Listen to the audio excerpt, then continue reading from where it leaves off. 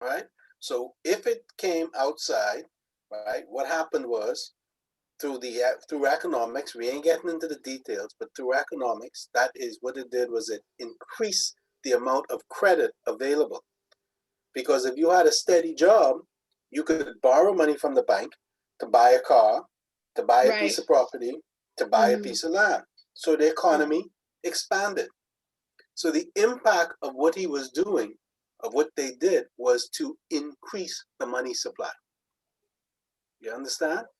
And Yeah. it expanded. Now, this is an example of an expansion in the economy. That's all. Okay? Okay.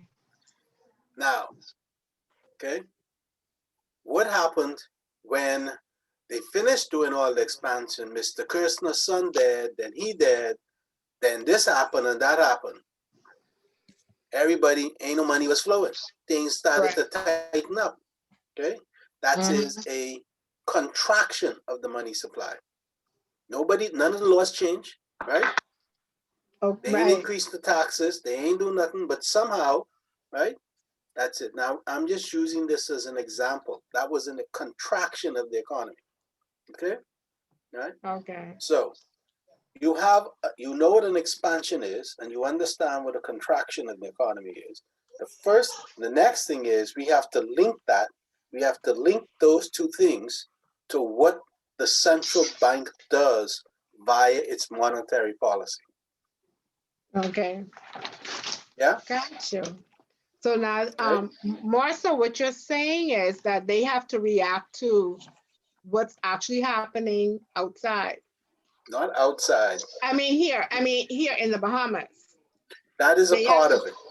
okay. Okay. Now remember, I am simplifying this a lot. Yeah. So we're looking at the fundamentals. We're not getting into all the little details and the this Details. and that, because this in itself is a master's degree when you start talking about monetary and fiscal policy and so forth. You understand? People do Mhm. their PhDs in this stuff. That's how deep this could go and further and so wide it is. We ain't doing that. I just want you to understand that if Your you say basic. monetary policy, you are talking about, right, controlling the money Calling the money supply, supply. right, okay, to produce an effect that you want, which is contract the money supply and which will result in a contraction of the economy, or expansion of the money supply, which will result in what? An expansion in the Expansion of economy. the economy. That's what you want. Now, the Gotcha. next step is, what are the tools that you have as the governor of the central bank or the governor of the Federal Reserve to do that?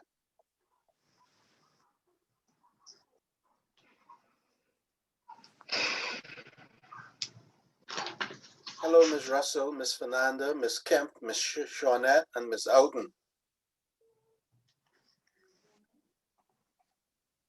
Okay, Carla, not Carla, Colette, you there? You got it? Yeah, yeah, I get it. Okay, so give me one, and then I'm going to ask other people, give me the name of one tool that you can use in monetary policy. The lending, the lend, You're almost there. Come on, don't give up now. um, the lending policy is like, um, the interest, the interest rate, Which interest rate? lending and saving with interest rate. So, but no, Start again. Which interest rate? You're the central bank. You need a tool that will help you to increase or decrease the money supply. And you want how to much use an interest? interest rate. Okay, and you want to use interest rate on your savings account. So the more money, it wouldn't be the saving, the on the not on deposit accounts. You're going from here way over here. Stick to the fundamentals. What interest rates does the central bank control? Oh, Someone help her out. um, prime. Miss Yes. Outen? Miss Outen? Does Someone the help her, central bank, sister man. Miss Russell, Does the central bank control the prime rate? Yes, they do. You're Miss Knowles. That Miss Russell answer. Oh, sorry. Hello? Hi. You can hear me? Mm-hmm.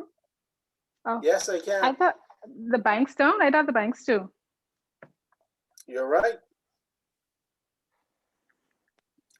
Ms. Knowles, the central bank does not control the prime rate. The banks do. The central bank controls the rate it lends money to the banks. The bank rate, or the discount rate, we call it. Okay, So if they change that,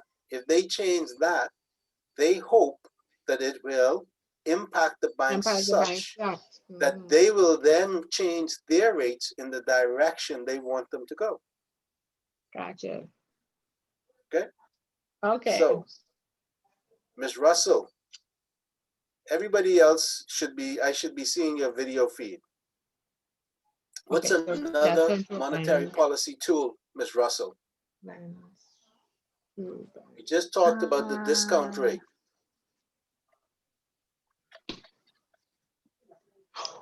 They could adjust the reserve requirements. Yeah, reserve Okay. requirement. You can adjust the reserve requirement.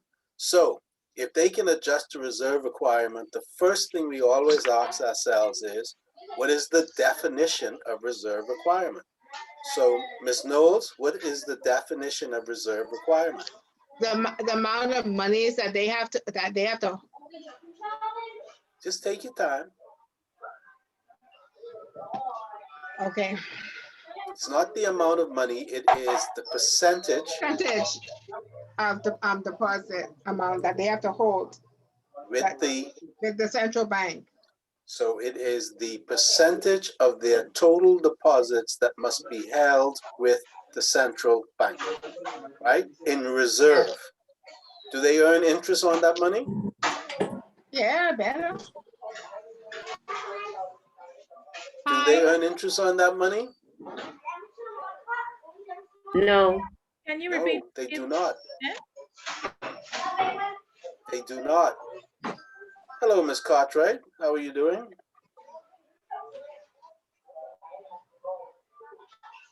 Hi, good night. Hi. Ms. Cartwright, does the central bank pay banks interest on their reserves held with them? Yes.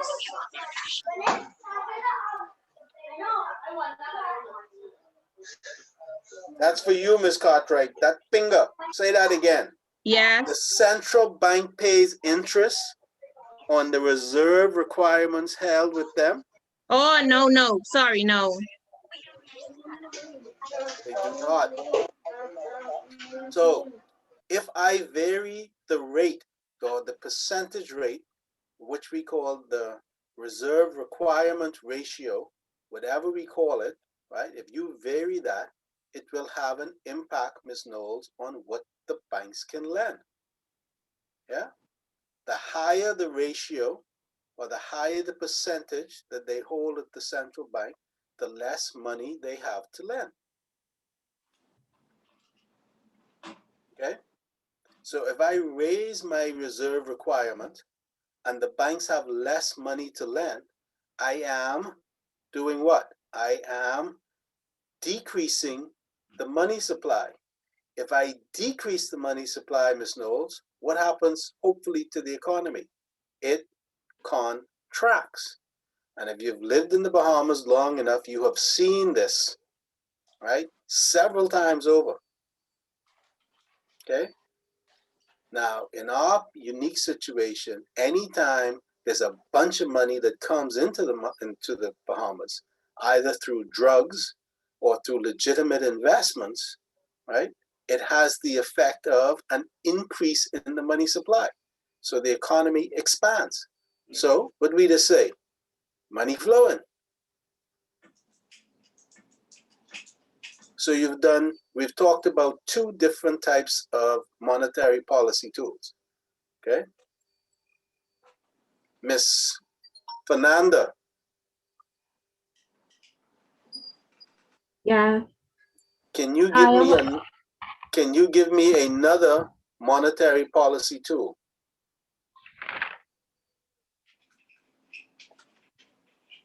Okay, so somebody already mentioned the interest rate increasing. Hold on.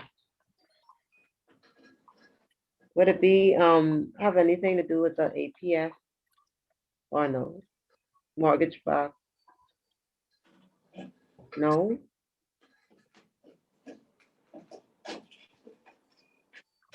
Somebody help out, Miss Fernanda. Help out. Help your girl out. Did anyone say moral suasion? Not yet. Miss Whitfield, put your video feed on, please. Andrea, please put your video feed on. My camera ain't working. I think can you see me? My camera has a hold on. I can see you, Miss Fernanda. Properly? Because I can see Yeah, three. it's just a little dark. You could turn on a light or something. That's a little better.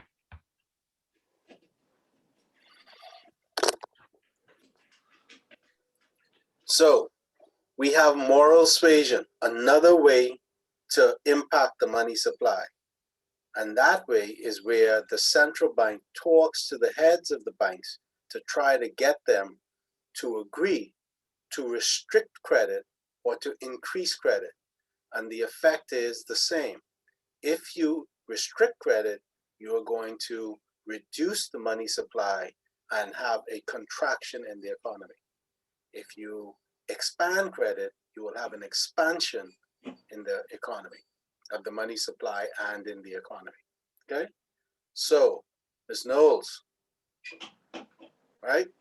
That was 1, 2, 3 ways of affecting the money supply. What's another one? No, not you, Ms. Knowles. Ms. Ferguson. Martine. Give me the name of another tool, right? Policy tool that the central bank can use to affect monetary policy.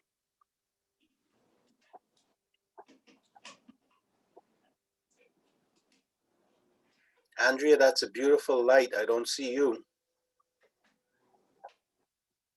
We have a new student that joined us, Andrea. Martine, I'm waiting for you. Andrea, what's your last name? Fowler. Paula. What question did you ask, Mr. Thingham? Good night, sorry. Okay. I asked, what is another monetary policy tool? Monetary policy tool? Yeah, Um, we've already said the discount rate or the bank rate, reserve requirements, and we've said moral suasion. What's another one? Open market operations.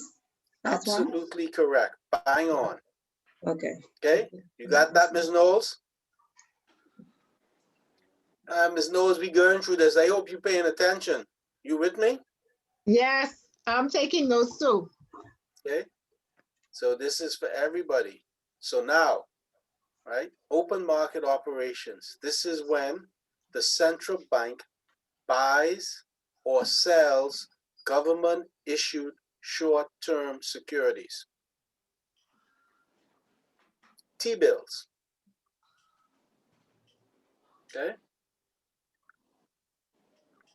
So when the government via the central bank or the central bank purchases T-bills, what happens? Just think of it in simplistic terms. If Ms. Knowles is the central bank and Ms. Ferguson is the investor, right? And Ms. Knowles purchases the T-bills from Ms. Ferguson, what happens? Ms. Ferguson gives Ms. Knowles a bunch of paper, and Ms. Knowles gives Ms. Ferguson a bunch of money, cash. Right? Now let's take away Knowles and Ferguson, and we say the central bank and a major financial institution like Royal Bank of Canada. Now Royal Bank of Canada has more what, Ms. Knowles? They've given up paper and they've gotten cash. What did they get a Right. lot of? They got a lot of cash, Money. They got money. money. And if that money Money. goes into circulation via credit and so forth, what happens to the money supply? It goes Goes up. up or it increases. If it increases, what's going to happen? You're going to have an expansion in credit, Expansion. right? Right. And if you have an expansion in credit, you're going to have an expansion in the economy. Got it? Yep. Everything has expanded. Exactly. If you were to sell, right, treasury bills to Miss Ferguson, what would happen? Would you get the money or she get the money? You'll get the money. You being Miss Go Knowles. get them. Yeah. That's right. Right. And if you're the central bank, the money comes to you, right? Yeah. So if the money comes to you, Miss Correct. Knowles, did the money come out of the economy or go into the economy? It comes, Out. it stayed Because I'm in. holding it. It comes out. It comes out. You gave Miss Ferguson paper. She gave you cash. You take the Right. cash and put it in a little rock hole somewhere, Yes. So I have it now. right? Right. So So that means yeah. that money is coming out of the economy. Yeah. It going in my vault. Right. If it's in your vault, it's not helping to expand credit or expand the Helping. money supply. What is it doing? It's reducing the money supply. Right. So if you reduce the money supply, what are you That's no- hopefully going to happen to the economy? Whew. Does Not it stable. contract? It's going Yeah. to It's shrink. shrink. It's going to contract. Okay? That's it. That's monetary policy in fundamental form. Oh my God. Mr. Fountain, I hope you give me my participation marks tonight. I know I this hope was in you the course. I hope you all give me a participation mark. Yeah, man. Ms. Cartwright, you think we should get participation marks? Yes, sir. All right. How about you, Ms. Russell? Yes, sir. Great. Well, I disagree with that completely. Y'all are supposed to participate. This is a small class. All of y'all should have something to say. So, Ms. Whitfield, I'm going to ask you a question then. Since you are keen to participate, I would love to hear your responses because I know you got good responses. Okay? So, Ms. Outen, well, welcome. Okay. Good night, So- sorry.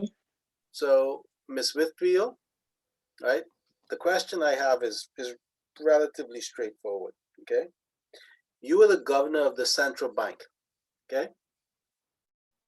How do you know, or what do you think is going to be the trigger or point you in the right direction to tell you to change your monetary policy or to increase whichever direction your monetary policy is going in? In other words, what is it that's telling you that there's a problem or everything going okay? What do you think? Well, maybe if you see a decrease or increase in inflation. Okay. Try some more.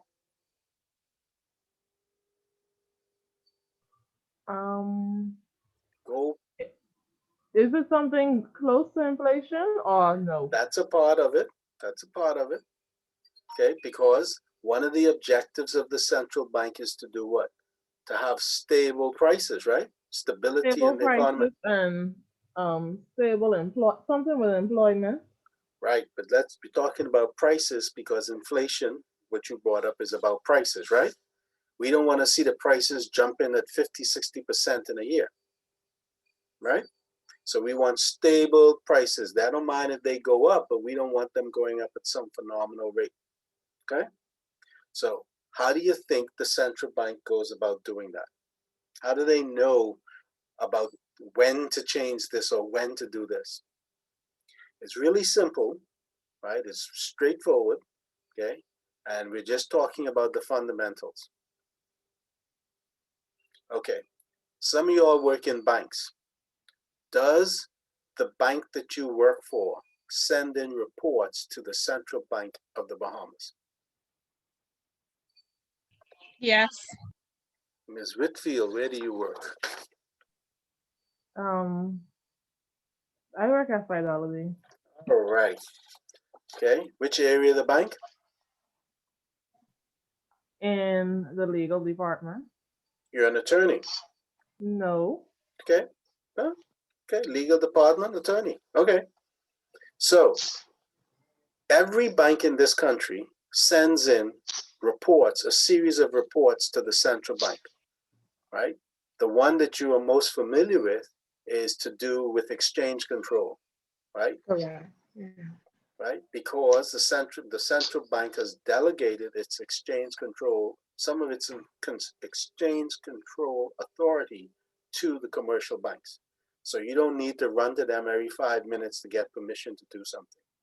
So if someone wants to buy US dollars and they're going for tuition, they say, meet these conditions and we'll give you the money, right? That's correct? Yeah. Correct. Okay, all right.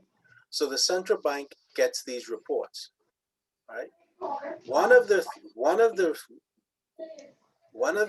reports that they get is reports that tells them how much money, in very simplistic terms, is in the bank, each bank. Okay, in each bank, you got it? So it tells them how much money is in current accounts, how much is in savings accounts, how much is in fixed deposits, how much is in different foreign currencies, and so forth. And they send that into the central bank. And the central bank consolidates that and then looks at that report and says, hey, wait a minute.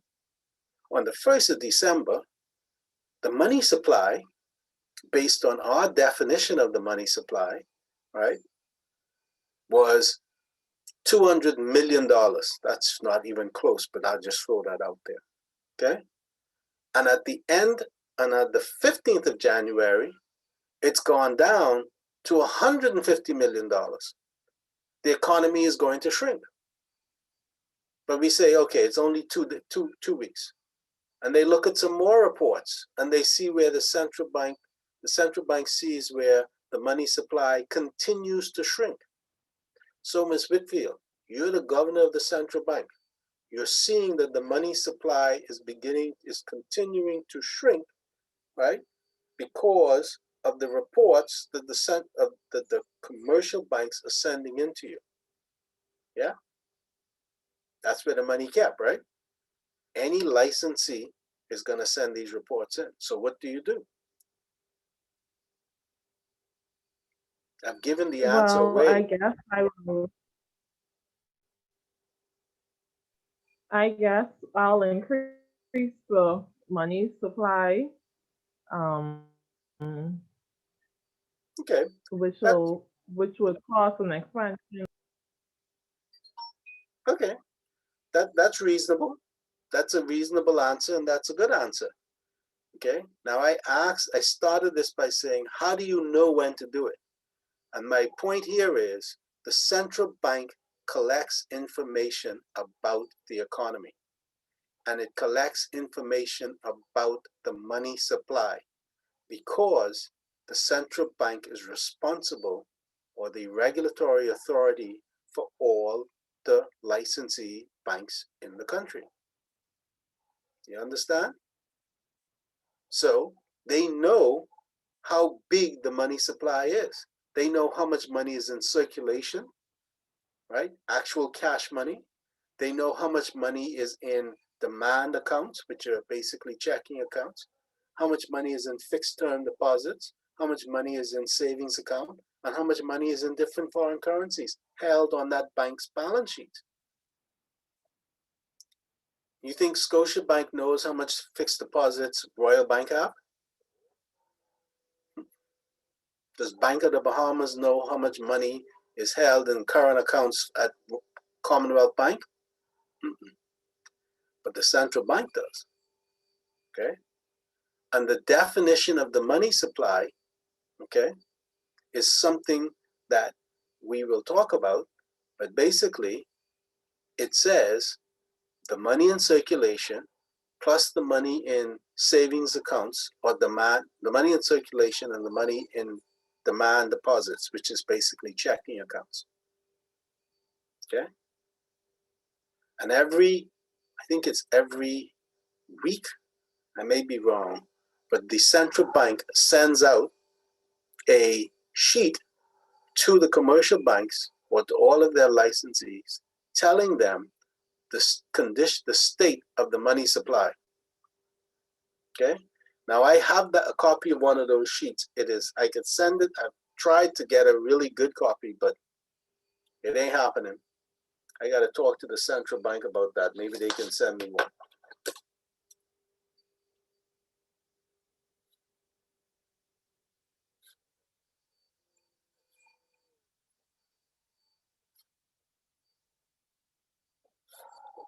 Okay, so my point to all of this is basically this. In the Bahamas, like in every other country, right, the central bank gets information about the money supply through the banks, and it collates that information, analyzes that information, and it uses that information as the basis to make various decisions about the money supply. Okay? Based on that information, right, they will tweak the money supply tools that they have. Okay? And they don't take that decision very lightly because it can cause a recession or it can cause inflation. Okay? And they tweak it in line with trying to achieve their objectives. Okay? Now, everybody got that? Speak or forever hold your peace. Especially you, Ms. Ouden.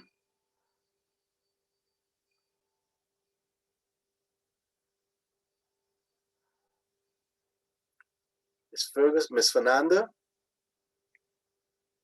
Yes, I got it. Ms. Ferguson, don't fall asleep on me there now. Come on. Martine, Yes, you sir. got it? Yes, sir. Okay. All right. So the last lecture we were talking about was monetary policy. Monetary policy. And I gave it to you very, very simplified. I do not want to make it more involved. Okay. As most of y'all are bankers or working in the financial services, you don't need to know all the intricate details to any great degree. You just need to know what the central bank is trying to do, right?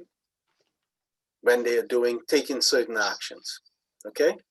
All right, so we are now going to go to screen share, and I am going to start the rest of the lecture unless someone else has some questions.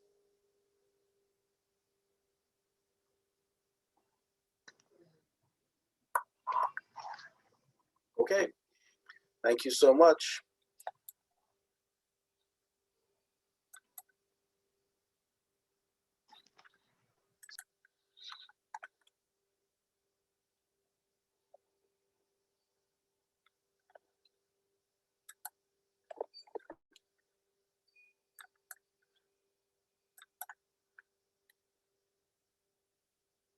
Okay, so I think, and please tell me if I'm wrong, but I think we ended off here talking about the Central Bank of the Bahamas and the tools that they use, right, to affect monetary policy in the Bahamas.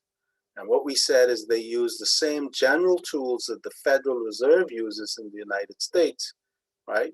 And they also, we said they tend to use moral suasion, the discount rate, and the reserve requirement the most. They hardly ever use open market operations, okay? We don't have a big enough capital markets, and the depth of the capital markets is an issue, okay? We talked about moral suasion, the discount rate, and the reserve requirement ratio. So I have a question for Ms. Carla Knowles and nobody else. Ms. Colette Knowles, sorry.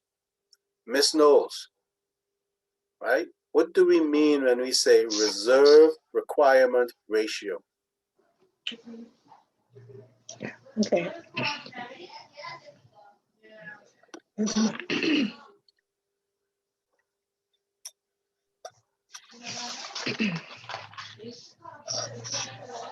Oh, Lord. Let me look at my notes. Control is nice. If I use my plus, if I use this control. Reserve. Carla. Sorry, Colette. I keep saying Carla. Colette. Ms. You was right Knowles. when you said, yes, I'm listening. Okay.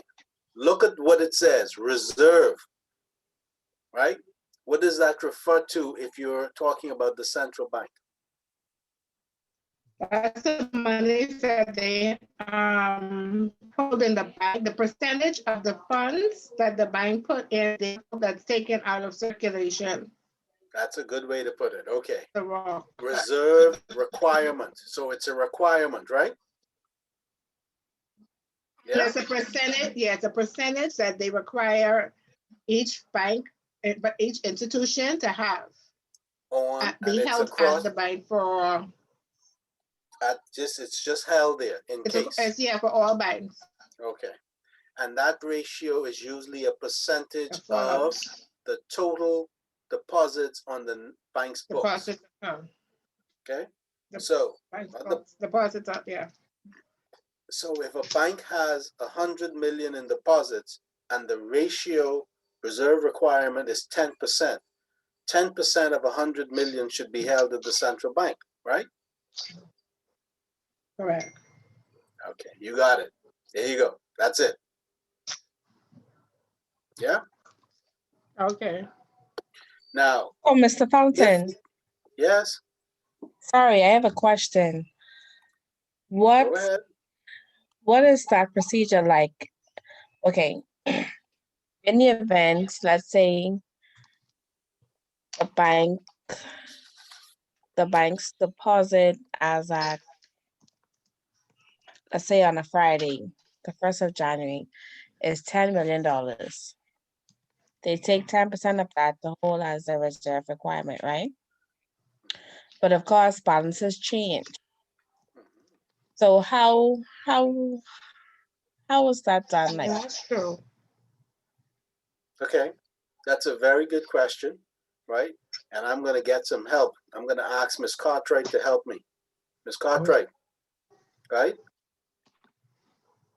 You there, Ms. I'm here. Cartwright? Yes, I'm Okay. here. Did you hear the question that Ms. Alden posed? No, you can repeat it, please. She wants to know, how does it work for the central bank, right? When the balances in one bank was $100 million on a Friday, and then a couple of days later, it goes down to say $80 million, right? How does the central bank keep track of that or know about it or what? Does that help Ms. Alden? She's gone away. Go ahead, Ms. Cartwright. She can hear you. I can hear you. Sorry. Yes, sir. Go ahead, Ms. Cartwright. I can hear you. You could hear me? Yes, I can. I can't. There, I can see you Oh, now too. okay. Okay. Well, I know Scotiabank normally submit reports daily, and that's on US figures and $B figures. So they would know Friday to expect the balance to drop to 80,000 on Monday. Absolutely correct. So, Ms. Alden, the way it's done, and for all of y'all, is the banks, the commercial banks, are obligated to send in a report on a regular basis concerning their balances. So it could be daily, it could be weekly, or whatever.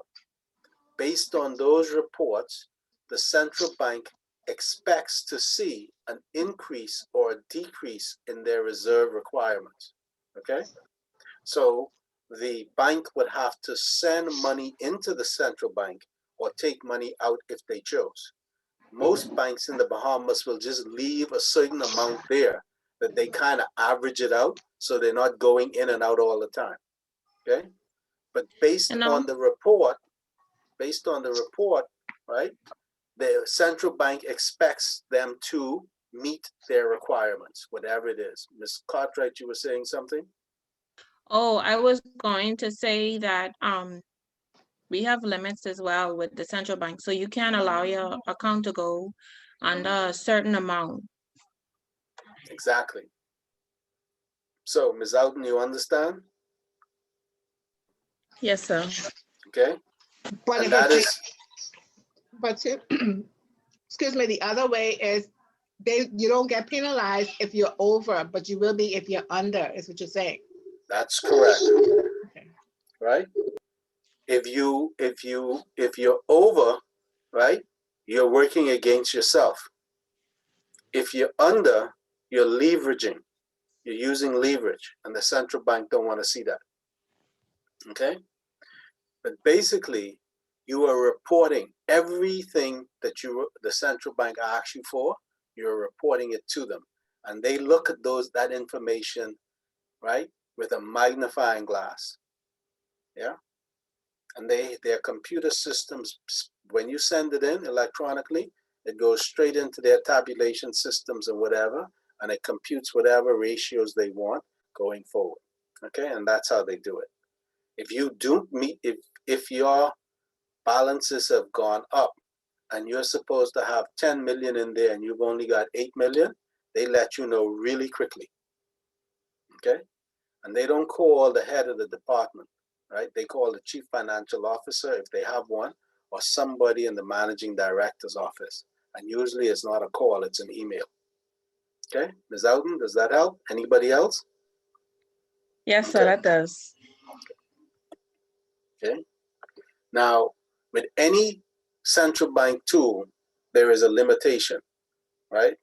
And it is the fact that even though they can influence or increase or decrease the money supply, they have to work through, right, the banks and the financial system.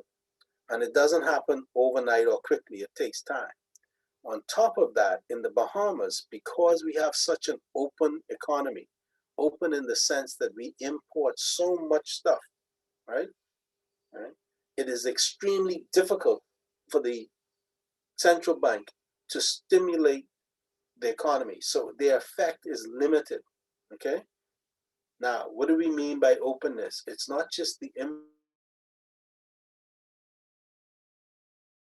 build his hotel and so forth and bring the money in.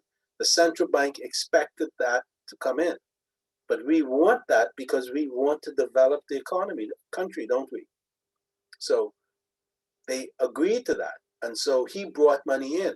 That it had the effect of stimulating the economy. Okay? Yeah? So if you don't have that, but you have a steady stream of money coming in, right? From people who have private homes here or whatever, that also acts as a stimulus. And you don't have control over that. Okay? And you also want that. Okay? So that second paragraph you see there, the stimulation of the Bahamas economy, especially for an expansion, is results from domestic savings or the FDI is foreign direct investment and not the creation of money. Remember, the central bank is responsible for printing the money. So if they print plenty money and put it out there, that's increasing the money supply. So they try not to do that. What they try to do is try to get people to use their savings, right, through the banks to expand the money supply and through foreign direct investment, i.e. Mr. Kersner.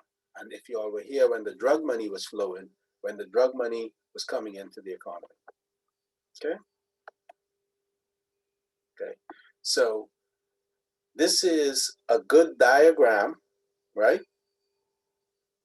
This is a good diagram on page 102 in your text, exhibit 5.4.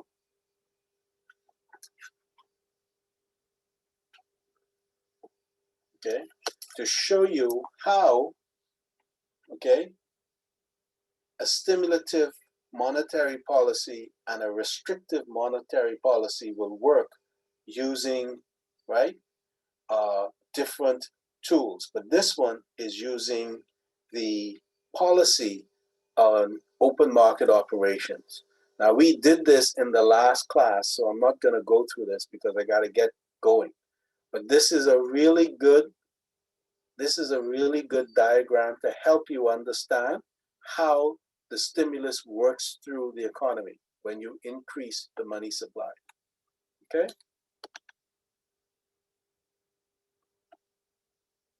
Okay. Now we're going to just talk about global monetary policy for a moment. Yeah. Yeah. And you've heard the word globalization, right? And it refers to how interconnected our economies are and our cultures are. Okay. And you can see it with the pandemic. It started in Wuhan, China, right? And it spread to just about every country in the world. Well, it didn't spread because it had wings. It spread because it came through people, and people traveled. And that travel is how interconnected we are. But in economic terms, we're even more interconnected, okay? But each country, as a sovereign country, usually has its own central bank, okay? The Bahamas has its own central bank, Jamaica, the United States, Mexico, and so forth, okay? And resources and conditions vary among countries. So each central bank may focus more on one particular economic goal than the other. Now, here in the Bahamas, we try to have a lot of economic development, okay? In the United States, they ain't concerned about that because their economy is developing very well, thank you, okay? We tend to utilize one particular tool more than others. Here we use the reserve requirement a lot, okay? Right? Now, because the United States currency, the US dollar, is considered as the world's currency at the moment, right? The Fed can't just think about what it's doing to the American economy, although that's its first priority, but it has to consider economic conditions in some of the other major countries because it will come back at them, whatever it is they do, if it is out of sync completely with what's happening in Europe, yeah, or China or Canada, okay? So the point here is just to say to you, there is no such thing as global monetary policy, right? Because we have sovereign nations, and each nation generally has its own currency, and each nation that has its own currency usually has its own central bank. Of course, there are exceptions, like the European zone in Europe, where they use the euro, okay? But generally speaking, there is no global monetary policy because there's no global central bank. The only thing that comes close is the Fed, and they're not even 50% there, okay? Now, how many of y'all know what a euro is? Nice, that's the wrong way to put it, okay? Somebody tell me what's a euro.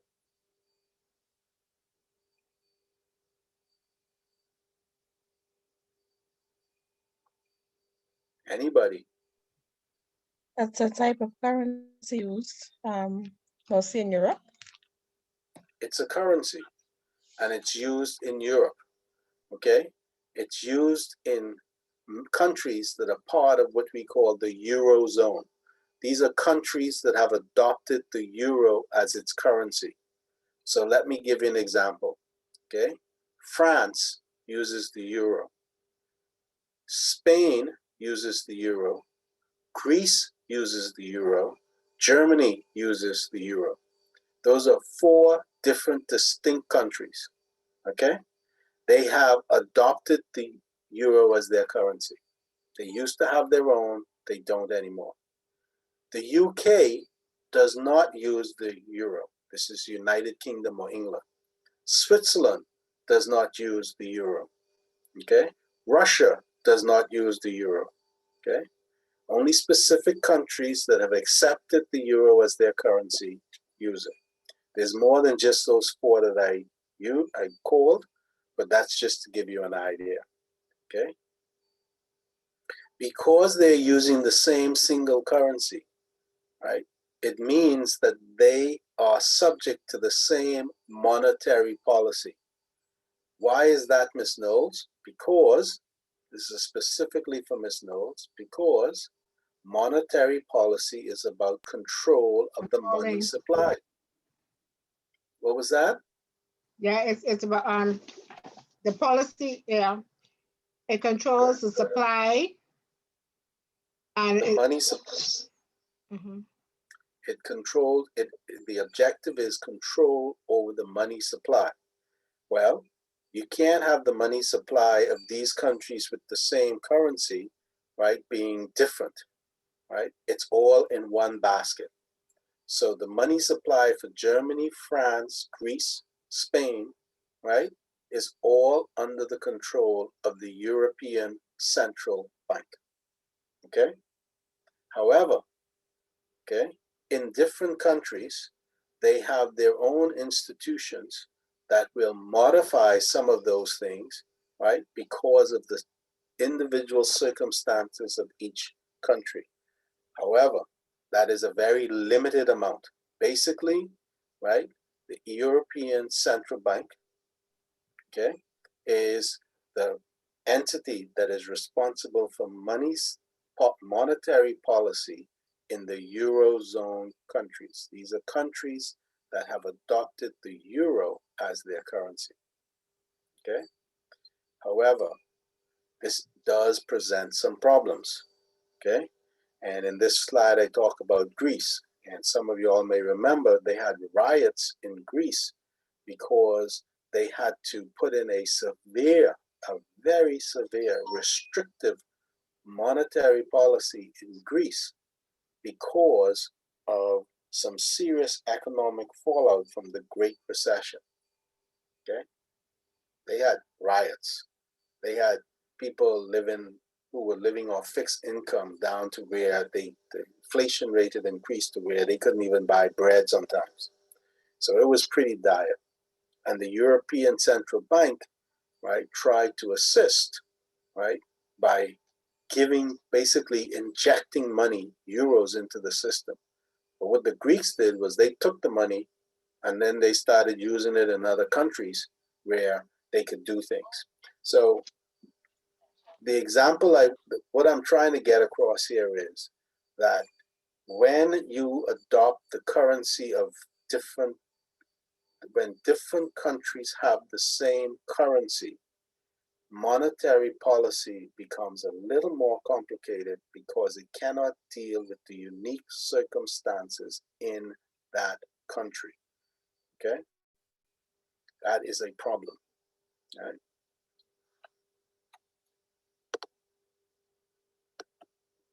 Okay. Now, remember I said to you all earlier we would talk about money supply definitions. Okay?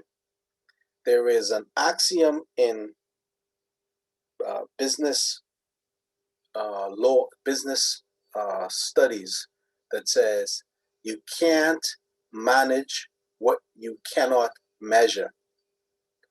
Put it another way, you can only manage what you can measure. Right? And that is applied to any business. So, if the Central Bank of the Bahamas is responsible for monetary policy, and monetary policy is control of the money supply to affect a recession, to affect a restrictive or expansive monetary policy, there must be a way to measure the money supply.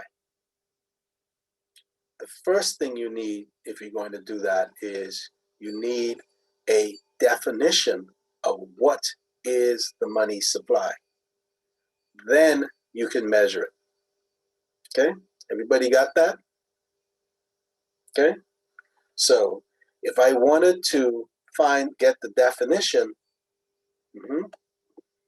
This weekly statistical chart, which is I tried to get on here, all right? And just give me 1 minute. I am going to see if I can.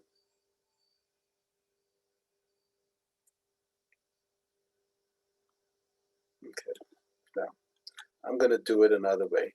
What I'm going to do is I'm going to send you all, right, this, not this slide, but the weekly statistical release as a PDF, right, after this class is over, so that you can take a look at it and see what I'm referring to. But I'd also said to you, it is very difficult sometimes to get information on these slides because it's just so hard to see. I'd attempted to try and do it here, but you just can't read it. Okay. Anyway, the basic idea here is to tell you what is the simple definition of the money supply. And there are basically three types of definitions. There's that M1, M2, and M3. M1 is money in circulation and demand deposits. M2 is money in circulation, demand deposits, savings accounts, and fixed term deposits. And M3 is everything you could think of thrown in there. Okay? Yeah? Now, I know you cannot read this slide, but this weekly statistical release, right? This information is collated by the central bank, but the information comes from the commercial banks, the credit unions, and anybody else who is a licensee of the central bank. And this is done weekly. So that means that this information has to be sent into the central bank at least on a weekly basis. Okay? I really got to do this back. I'm just going to make a note to send you all this, the monetary sheet there, the money sheet there. Okay? Okay. Before we do the summary, anybody has any questions or anything they want to ask about monetary policy, the Fed, the Central Bank of the Bahamas, and so forth? This was chapter 4 in your text, right? And chapter 5 as well. Any questions? Okay, so just to go over it as a summary, we talked about the Federal Reserve, how it's organized, what its objective is, right? How it goes about trying to implement those, reach those objectives. We talked about monetary policy, right? And the tools of monetary policy, right? We talked about the definition of monetary policy, okay? And how those tools will work if used by monetary policy. We talked about the Bahamian financial system. It's dominated by the commercial banks, and in our case, three Canadian banks, which are foreign-owned banks, which is highly unusual. In most economies, that would be local banks or locally owned banks. We talked about the central bank policy and tools, monetary policy in general, right, in the Bahamas, then global monetary policy, and we talked a little bit about monetary statistics. And I'm going to send you that information by PDF. Okay.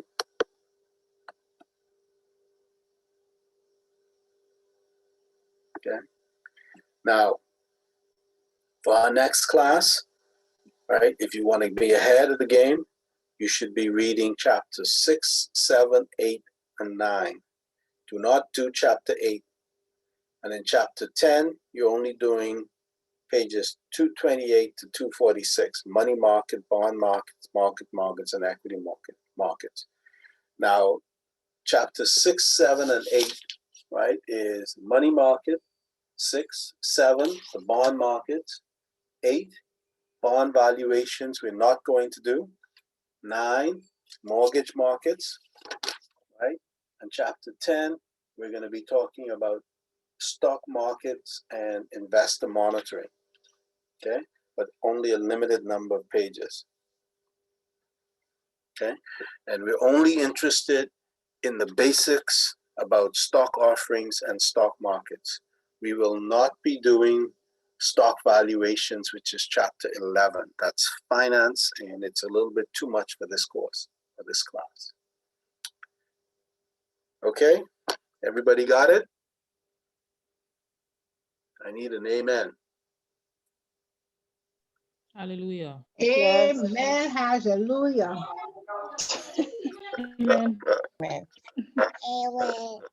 Oh, Jesus, the baby even saying amen. The baby helping us. Thank you, baby. Thank you I'm very sorry, much for guys. that, My baby. daughter's very, very clingy. I had her in the other one, but she insists on crying. I'm sorry. That's not a problem. That's okay. Okay, that's quite all right. Okay, so please make a note of it. So if you want to start reading up on it, you can. All right. Mr. Fountain, Yes. now you remember our books are different from yours. So when you say chapter 10, pages 22 to 246, our Okay. numbers may be different. Okay. Yeah. So, All right. That's fine. What we're interested in chapter 10, Hold right? on. Pages. let me get to chapter 10. Hold on. Let me get to chapter 10, please. Yeah.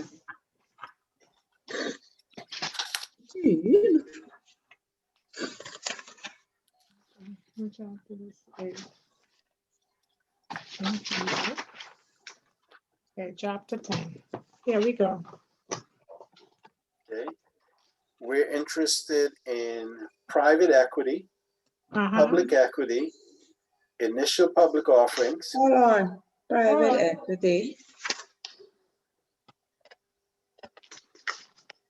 What after private equity? Public equity. That's couple pages down. Okay, public equity.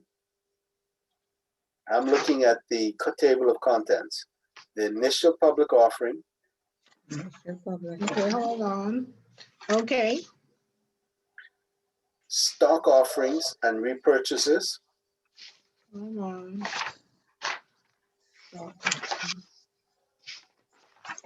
stock offerings and repurchases. Okay. And the last one is stock exchanges. Okay. That's it.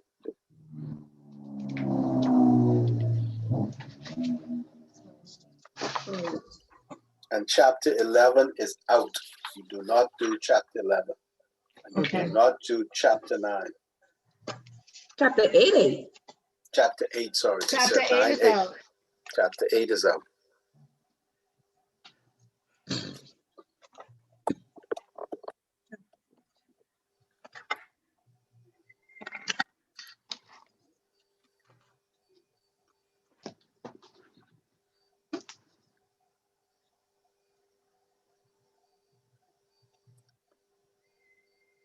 Okay, everybody good so far? Yes, sir. Yes. Great. Okay, so now, right, we've had a bit about monetary policy, and we have finished the first section of, or the first unit in this text. Okay, we finished the second, sorry, the Fed and monetary policy. Now, what we're going to be looking at now is what we call debt security markets. Now, before we actually get into this that part of the lecture, I need you to make sure you follow what I'm saying, okay? We talked about deficit units and surplus units and how the money flows from the surplus units to the deficit units via financial intermediaries, right, such as commercial banks, stock markets, right, equity markets, bond markets, and so forth, okay? So one of the things we kept talking about is the money then goes into investment opportunities for the surplus units, right? And for the deficit units, ways to obtain the money from the surplus units. Now, those are at the end They're at the end. Everything in between, right, we were focusing on. So we don't need to talk about deficits and deficit and surplus units anymore. It's just to give it into context that you are looking at what's in the middle now, okay? One of the things we said was that there are different types of financial institutions and they have different sources and uses of funds, right? So we have depository taking institutions and non-depository taking institutions, okay? One of the things we said was a non-depository taking institution was something called an insurance company. You know, somebody like Colina in General Insurance or Colina Life or J.S. Johnson, right? Like that. Yeah? Now, how do they get their money? Okay? Well, we know that they issue policies and they get the premiums. So that's their source of funds. So we then ask, what do they do with the money? What is their use of funds? Okay? And we keep coming back to this. They take it and they put it into the market, the bond market, the money market, the stock market, until they need it to meet their commercial payments, their claims or some other form of payment. Okay? So this section that we're going to be looking at, starting with chapter 6, right, is the types of financial instruments that money flows into. So we've gone from talking about the big picture, we're going down a little bit further and talking about individual markets, right, and the securities that trade on that market.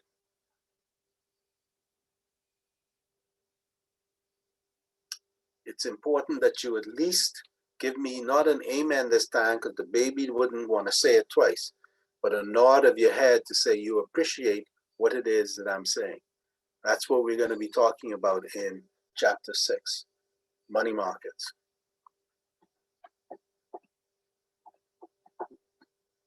Anybody? Andrea, you've been very quiet. Okay? Do you follow what I'm listening. Okay, I'm listening, yes. That's great. Okay. Do you follow what I've been saying about what we're going to be looking at now going forward? Yes. Okay. All right. All right. Shawnette, I haven't seen your smiling face all day, all night. Are you there? Miss Fernanda, you okay with what we're talking about? Ah, there you are, Shawnette. Yes, I am. Great. Okay. All right. Now, when we start talking about these types of securities, bear in mind some of the definitions that we have gone over before. Capital markets versus money markets, primary versus secondary markets, okay? The types of financial institutions that use some of these things, depository versus non-depository, right? Financial institutions, okay? Yeah, everybody good so far? Here we go. I'm just gonna share the screen again.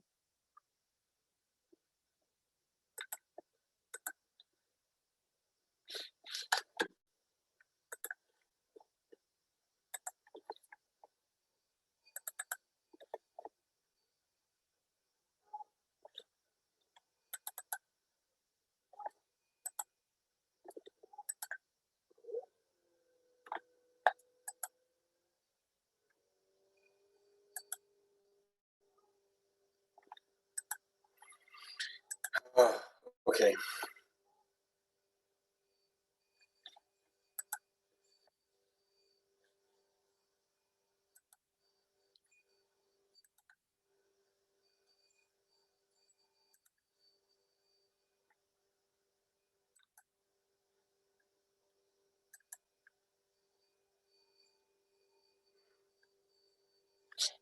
Mr. Fountain, Yes. what sort of penalties are there if the bank, I guess, if there is an If there's a situation whereas a bank doesn't meet their requirements, and if this is something that happens often, like what penalties or what does the central bank have in place? Okay, so the commercial bank or licensee of the central bank does not meet a criteria that the central bank has laid down. Okay, it doesn't matter what the criteria is for now. Yeah, and they're supposed to meet it. Now let's just say the criteria is that they should have, I don't know, reserve requirements of 8%. Yeah, that's the criteria, and they're not meeting it. They're below that 8%. The central bank has with it legislative tools, that is the power of law, to impose fines on that bank. Mhm. So the first thing they will do is just bring it to their attention, right? If they don't correct it and it can persist, right, over the next reporting period, let's say, they can then fine them. Now, I hate to do this to you, Mia, but that happened to the Bank of the Bahamas while I was there. They did not meet some of the, not the reserve requirement, it was another requirement, and they did not meet it, okay? It was brought to the attention of senior management, right? They still didn't meet it, okay? It was brought up again, and they didn't do anything about it satisfactorily to the central bank. I'm not saying that they didn't do anything, but it wasn't sufficient for the central bank. So the central bank turned around and fined the Bank of the Bahamas, okay? And you have to pay it, because why? They got your money at the bank, right? They have your reserve money there, right? So they could take it from there. Yeah? Okay? They could do that. And then you're not meeting your reserve requirements in a way, so now you're going to get an even bigger fine if you don't put some money back. Okay? So the short answer is, under the legislative powers that the central bank has,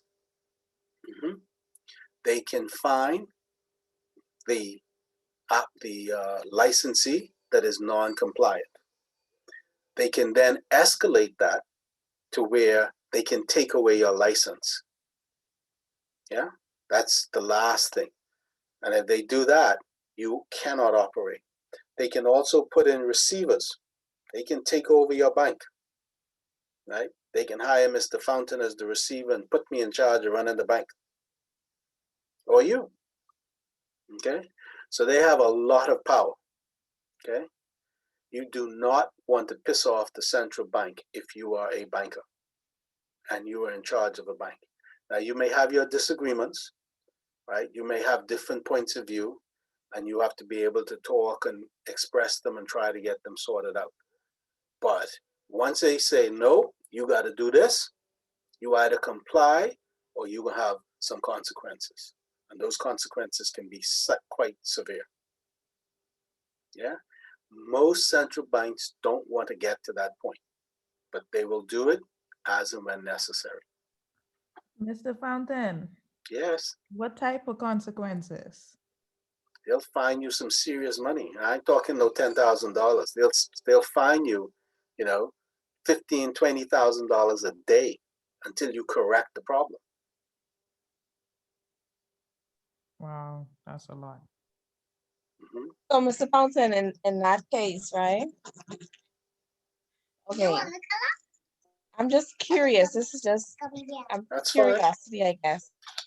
That's When fine. Go we ahead. pay these fines to the central bank, where does the money go? Like, what is the money used for? Is this some sort of revenue for the central bank? Is it You could given to look the at it as a government? sort of revenue for the central bank, but it's money that it's like when you pay a fine, sorry, when you pay a ticket, a speeding ticket, you know, $150 speeding ticket, you pay it.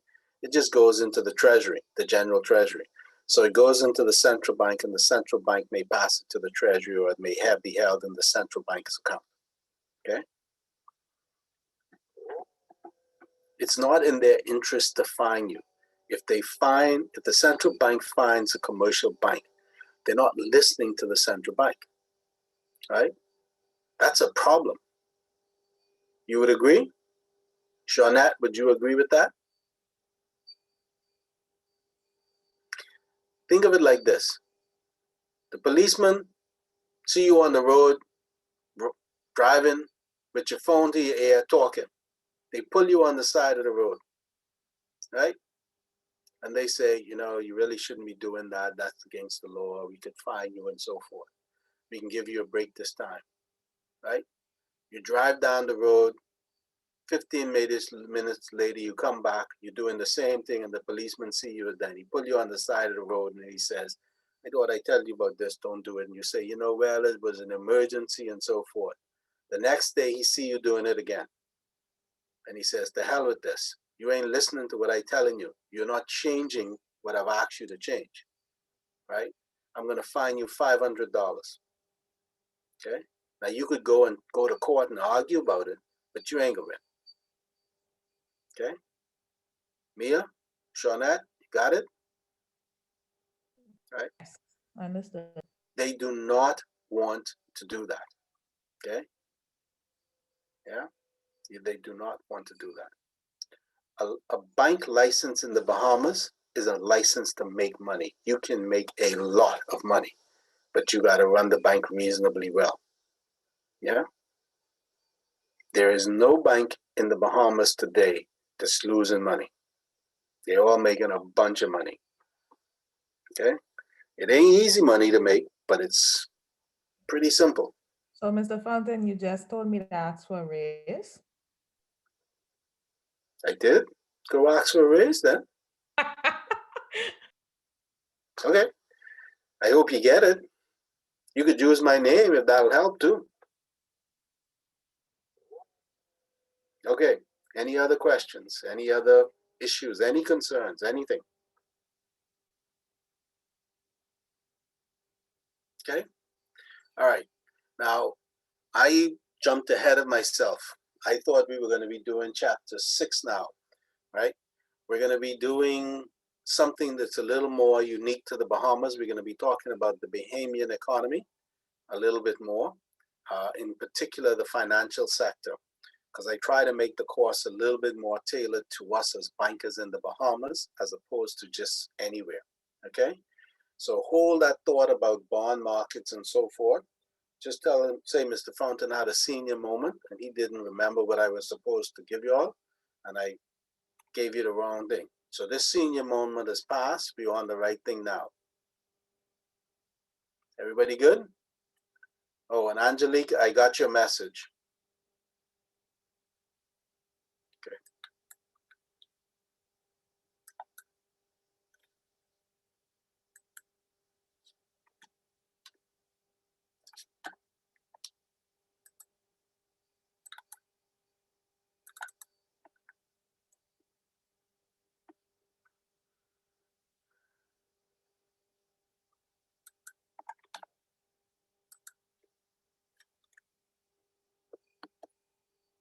Okay, so you should all see this. This is a quote.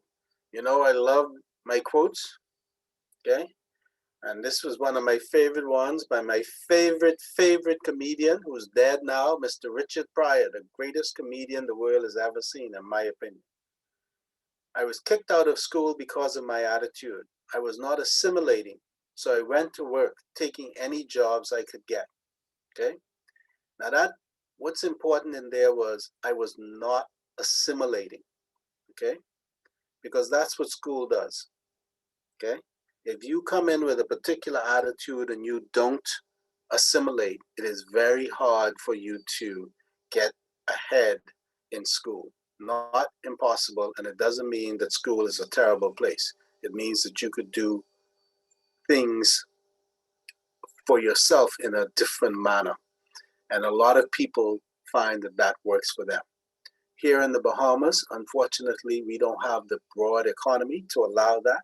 So a lot of us have to really put our efforts into school, right? And try to assimilate so that we can get ahead through the mainstream corporate environments that we're in, okay? And that's why I like that quote. It's not he's a comedian, but he's also very insightful, okay? And the last one is, every instructor in college assumes that you have nothing else to do except study for that instructor's course. And I am definitely like that. I don't care how many other courses y'all are doing. I am interested in one course, my course, and I expect y'all to study for it. Of course, you'll do what you can do. Okay, so we're going to be talking about the Bahamian economy now and the financial system of the Bahamian economy. Now, the reason I put this in here is this is not in your textbooks. This is because we don't have very much other than some readings from the central bank about how our financial system works. And if you work in the financial services sector, after 10, 15 years, you probably would have figured it out because of interaction with your colleagues or the work that you're doing in the bank. If you work in an area at some point where they're doing reports to the central bank or reports to head office, then you understand about how they can monitor your activities. If you work in the area where the branches are, or in a branch and you're dealing with the administration, you understand how banks have to balance to the penny, okay, because they're dealing with other people's money. Yeah. So these set of slides are to tell us a little more about how our financial system works, and it's more descriptive to tell you a little about it. So please add your 2 cents or your 50 cents, and I will be happy to address any questions that you may come up with. Okay, here we go. So basically, the Bahamian economy is very, very simple. The financial services part of it, or the financial system. And there are basically 5 groups or types of financial institutions. We have commercial banks, which we all know and love, with the dominant ones being the Royal Bank of Canada, CIBC, First Caribbean, and Scotia. And these are subsidiaries of large international banks. Now let's make sure you understand what that word large means. The Royal Bank of Canada is probably one of the top 25 largest financial institutions in the world. Okay, it is the largest bank in Canada by a long shot. The CIBC comes, I think, a second, and then Scotia. Okay, it is huge. Of all the Canadian banks, though, Scotiabank is the most international. It has branches in more countries than any other Canadian bank. Okay, and then we have a second tier of locally owned institutions: Bank of the Bahamas, Commonwealth Bank, Fidelity. Okay, right. Then we have this loose category of savings and loans, right? And that's people like Finco and Barclays Finance Corporation, right? And as well as institutions like credit unions who do the same thing, but they're in their own little category because it's a credit union, okay? Now what savings and loans, or Finco, does, and even though Finco is kind of merging into Royal at the moment, it is a separate legal entity, okay? So they get their money and their sources of funds from deposits, yeah? And they also borrow from the commercial banks. So Finco gets deposits, but they can also borrow and have borrowed money from Royal Bank, okay? Their assets are mostly home mortgages and and some consumer financing. So if you're a customer of Finco, you can have a savings account, fixed term deposit generally, and then they will lend you money for a mortgage, and maybe they can give you a credit card. I don't think they do things like vacation loans and school fee loans and furniture loans and so forth like that. They leave that to Royal Bank. Barclays Finance Corporation doesn't exist anymore. That was part of they were phased out under the CIBC First Caribbean deal. Okay. Then we have insurance companies, and they are cut into different types of insurance companies. But generally, they provide a source of funds for industrial and consumer mortgages. Now that's their use of funds. their source of funds is the premiums from the insurance that they sell. And remember, you don't pay it once. You pay the premium over the lifetime of the insurance contract. So if you get a life insurance policy, you pay a premium annually, right? There are benefits that you get from the use of that money towards savings and so forth, but you pay it annually. So if you have a $500,000 life insurance policy, right, your premium, a certain amount of that premium will be going towards meeting that $500,000 commitment that you have undertaken by having that policy with your insurance company. Okay. We have local and international insurance companies in our market. Colina, Security in General, Bahamas First, Summit Insurance. These are local insurance companies. We're not talking about brokers. We're talking about insurance companies. They're not brokers. Okay, brokers sell insurance, right? Colina writes insurance. They underwrite. Security in General underwrites. Bahamas First, Summit, they underwrite. Okay? And then there's a difference between the insurance company and the insurance brokers and agents. So how many of y'all ever use J.S. Johnson to purchase your house insurance? Anybody?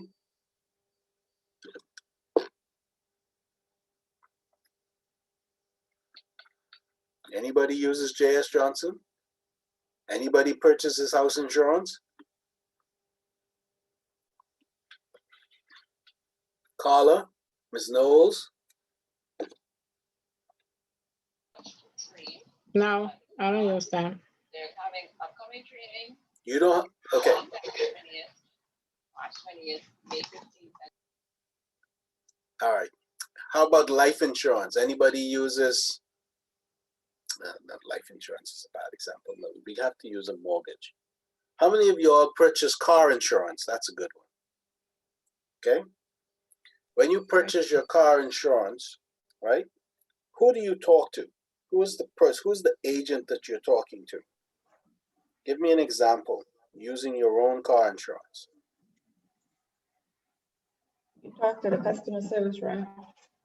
Okay, the customer service rep with who? The insurance company. Which insurance company?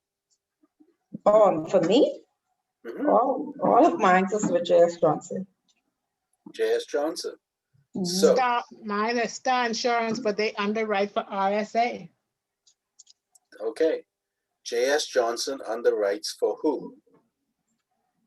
Insurance, what you call it, ICB. Okay, insurance carrier. Company of the Bahamas. Insurance company of the Bahamas, right? Okay. Gosh. Okay, so J.S. Johnson, right, is acting. Sorry, Miss Knowles. Who did you use? Who was Star Insurance? Right, Star Insurance. So Star Insurance and J.S. Johnson are acting as brokers because you're talking to their customer service agent and you're going through them. But they pass that insurance policy on to an insurance company that underwrites it. For Star, they use Royal Star Assurance. For J.S. Johnson, they use Insurance Company of the Bahamas. Okay? So there is a difference between the broker agent, those people who you were interacting with, right? And the person actually underwriting the insurance. Okay? The bulk of your insurance premium goes to the insurance company. The broker only gets a commission. It's a continuing commission. Every time you renew, the broker gets a commission. But the bulk of it goes to the insurance company that's doing the underwriting. Okay.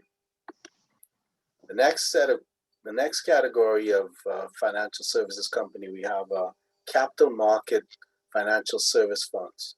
And these are like CFAL, Farm Guard. Now, Farm Guard is FG's family guardian. They are no longer in that business. They sold their business to Leno. So Farm Guard, FG Capital Markets no longer are in business. They sold their book of business to Leno, right? And there is another one, Royal Fidelity. Okay. Now, this is a fairly new group category in the Bahamas. Okay. And they have, some have been around, but they've moved into the capital markets, and that's new. Leno didn't even exist, what, 15 years ago, 12 years ago, right? Yeah. The reason they have come into being and have become more active is because of the advent of BISEX, okay? Bahamas International Stock Exchange, where local companies can list. So if I wanted to purchase shares in Abaco Markets, right, which is publicly traded, I could go through CFAL, Leno, or Royal Fidelity to purchase those shares, right? Those shares are traded on BISEX, okay? So how do these companies source their funds, okay? What is their source of funds? Their source of funds is basically they don't take in deposits. They're not depository institutions, right? And they work off of commission, okay? So buying and selling of stocks on BISEX, right, is how they make their commission. They are not using their money, they're using your money, right, to buy and sell the stocks on your behalf, okay? So they get a commission. They also provide IPO services, which is initial public offering. They also provide issuance of bonds and preferred shares.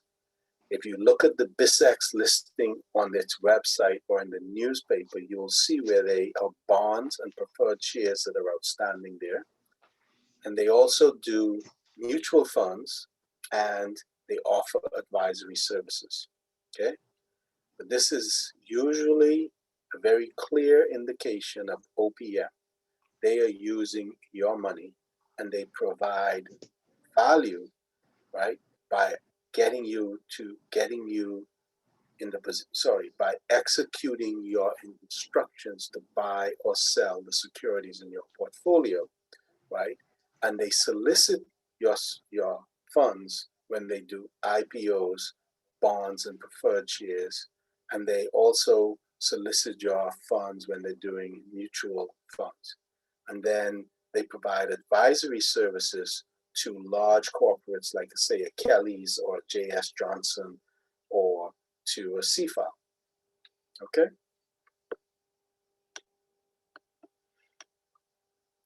The next big player we have is the National Insurance Board. And this is the major mobilizer of domestic savings. Okay? Now, I may have said this before, please tell me, but if you think of how much money is out there that the National Insurance Board controls, you're going to be looking at some seriously big numbers. Okay? Just take your institution and just imagine that everybody who works for the company that you work for contributes $100 a month to national insurance. Very, very quickly, that adds up. So for one person, that's $1,200 a month. For 10 people, right, that's $12,000, right? And for 100, that's 120. So you can see how quickly this money builds up, okay? They have to do something with that money. It can't just sit there, okay? Okay, they can't just sit there. So that's what they have to do. They have to put it somewhere. And the biggest investor, the biggest investment they have is Bahamas government registered stocks. Okay, they put this money into the government registered stock program, right? And even though NIB is not controlled by the central bank, it is extremely important to the conduct of monetary policy. Okay. Okay. And just to give you an idea of the size, look at the NIB Bahamas website, and you will be stunned by how much money they control. Okay. Now, NIB is a government-owned financial institution. We say GFI. Okay. Yeah. And the way it works is very straightforward. Okay. It is a insurance board, National Insurance Board. We say NIB, but we forget it's National Insurance Board. And what does that mean? What that means, simply put, is very straightforward. Okay. It's insurance. Something happens to you, right? You have made contributions to this insurance policy controlled by NIB. You were then expected to get some sort of a claim into them, and they will pay for whatever services they have agreed to in the contract. It is for all people that are employed in the Bahamas, so the money has to be quite big, okay? But the most important thing is you as an individual have made these contributions, right? And there is an expectation and a contractual agreement that NIB will make a payment back to you upon you producing a claim, if it's for insurance coverage, right? Or in the form of pension, right? When you retire. Okay? So their source of money, their source of funds is your contributions. What are they going to do with it? They have to have it available to provide it to you 10 years in the future, or maybe 6 months in the future, or 20 years in the future. Whichever way it is, it has to be available. So they have to invest it, okay? They can invest it in government securities. They can invest it in all sorts of things. Another thing they can do is they can make loans to the government. This is not a smart thing to do because the government is one of the few places, is the place where they issue riskless securities. So your return on a loan to the government can be quite low, but they can do that. So any questions about NIB?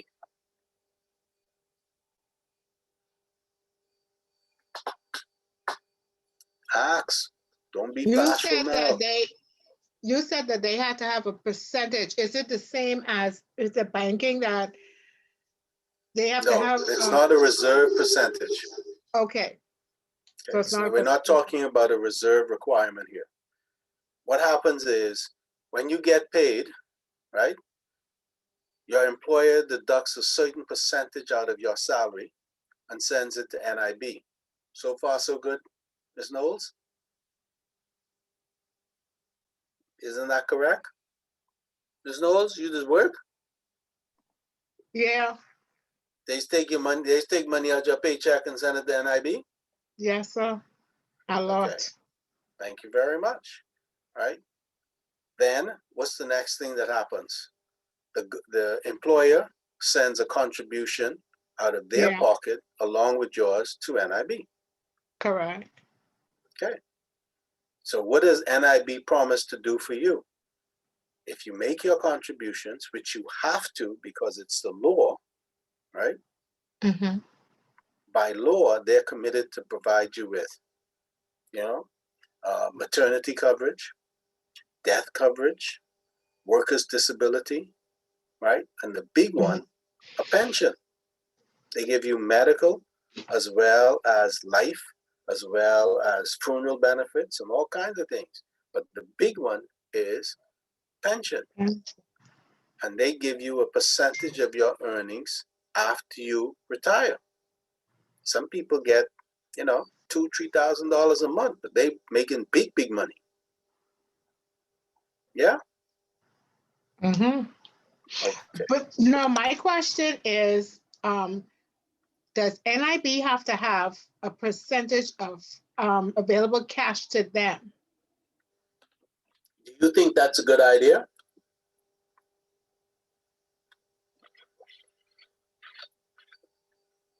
They need to invest. Well, first, let's answer your question. Do you think it's a good idea for them to have a certain percentage of their money available, right, to do whatever it is you want them to do? I think so because Yes, to pay off the look people. at the whole Go ahead, Mia. the pandemic situation where Mhm, persons were unemployed and mhm. looking for money.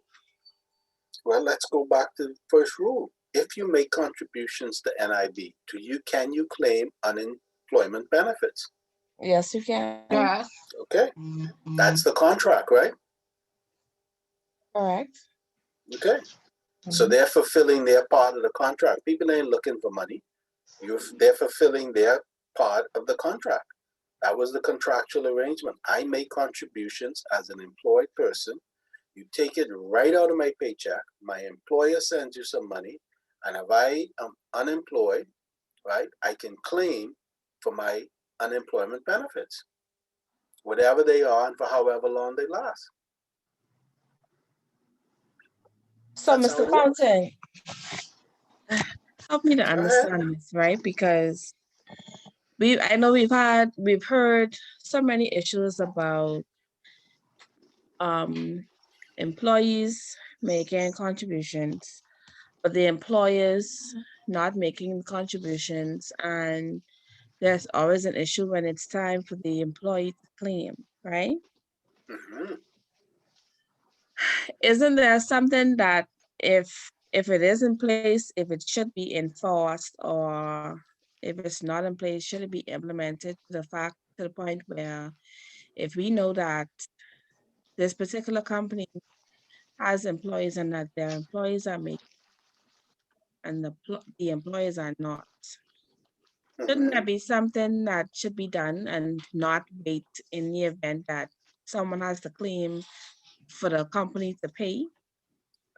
Okay, that's a little jumble up, but the gist of your question is, right? The employer is supposed to play. Can it be enforced? The answer is yes. The National Insurance Board (NIB) has the right under the laws of the Bahamas, right, to take that employer to court for non-payment, and they can fine you and they can send you to jail. But of course, in our country, the politics is getting it first. Anybody remember Mr. Wendell Jones and Jones Communications? Yes. Because I Was he was not? about to ask about that one. Okay. He didn't pay for his persons, and a lot of them, when they went to go claim, their claims couldn't be met because, as far as they were concerned, they made no contributions. Exactly. Right. And But they had their paperwork to show that they made contributions. So wasn't it for the government to protect the worker and say, right. we will pay you and go after? Well, whether the government did that or not, I don't know. But I do know that the government decided to pursue Mr. Jones in the courts to make him pay up. Right. Have you all noticed in the last sort of like 3 to 5 years, how hard it is for you to get anything done with the government, right? If you have not, if your national insurance payments are not up to date, if Yeah. you want to get a business, if your company wants to get a business license, which they have to get every year, right? One of the things they have to do is show proof that all of their national insurance contributions are up to date. Did you guys know that? Mm-hmm. Okay. So, Mia, to come back to your question, they can do these things, but they've also started enforcing, right, the requirement that the employer, meet these payments, not by taking them to court, but by denying them access to certain government services, right, and licensing. Okay, so I have right now in my job in Bahamas Resolve, we have put a company into receivership, and I act as the project manager for that particular receivership, right? And one of the it's a big rental property, and one of the tenants is a government entity, and the government entity will not pay the rent, right? Okay, unless the landlord shows that the national insurance for its employees is up to date, that they have a current business license, and their real property tax is up to date. Wow. Oh, so the government entity won't pay the landlord. Unless they can prove. How does the landlord come into play for their staff? I don't understand. Okay. All right. Let's see. You all work for banks. Okay, let's use Royal Bank. Royal Bank opened a branch on Carmichael Road and does not own the land or the building. They pay a lease. They lease the building and the land from the landlord. Okay. Now, instead of Royal Bank leasing that, what if that was leased by a government entity? And a good example of that would be Inland Revenue. You know where they are on Carmichael Road? Carmichael Road, yeah. Right behind the Scotia Bank, right? Mhm. That property is owned by the Butler Estates, right? People, Franklin Butler and them, right? The people that own Butler's Bargain Mart. Hello? Yeah? Hello? Yes, on Blue and Wood. Right, the people Oh. that own that. Okay, the people that own that. So, right, that's occupied by Inland Revenue. Inland Revenue has employees. Okay, no problem. But to keep the place, to keep the place not occupied, to take care of the common areas and the common electricity, and to make sure that the water meters are done or whatever. But the Butler family or the Butler Trust has their own employees to take care of the building, because the tenant, right, Inland Revenue, is basically only responsible for the insides, right? Yeah. So if they have any full-time employees looking after that building, okay, and their national insurance is not up to date, okay, and it's very easy for the government to do that, to find that out. Sorry, the Inland Revenue to find that out, because they say for us to pay you, you have to present what they call a tax compliance certificate.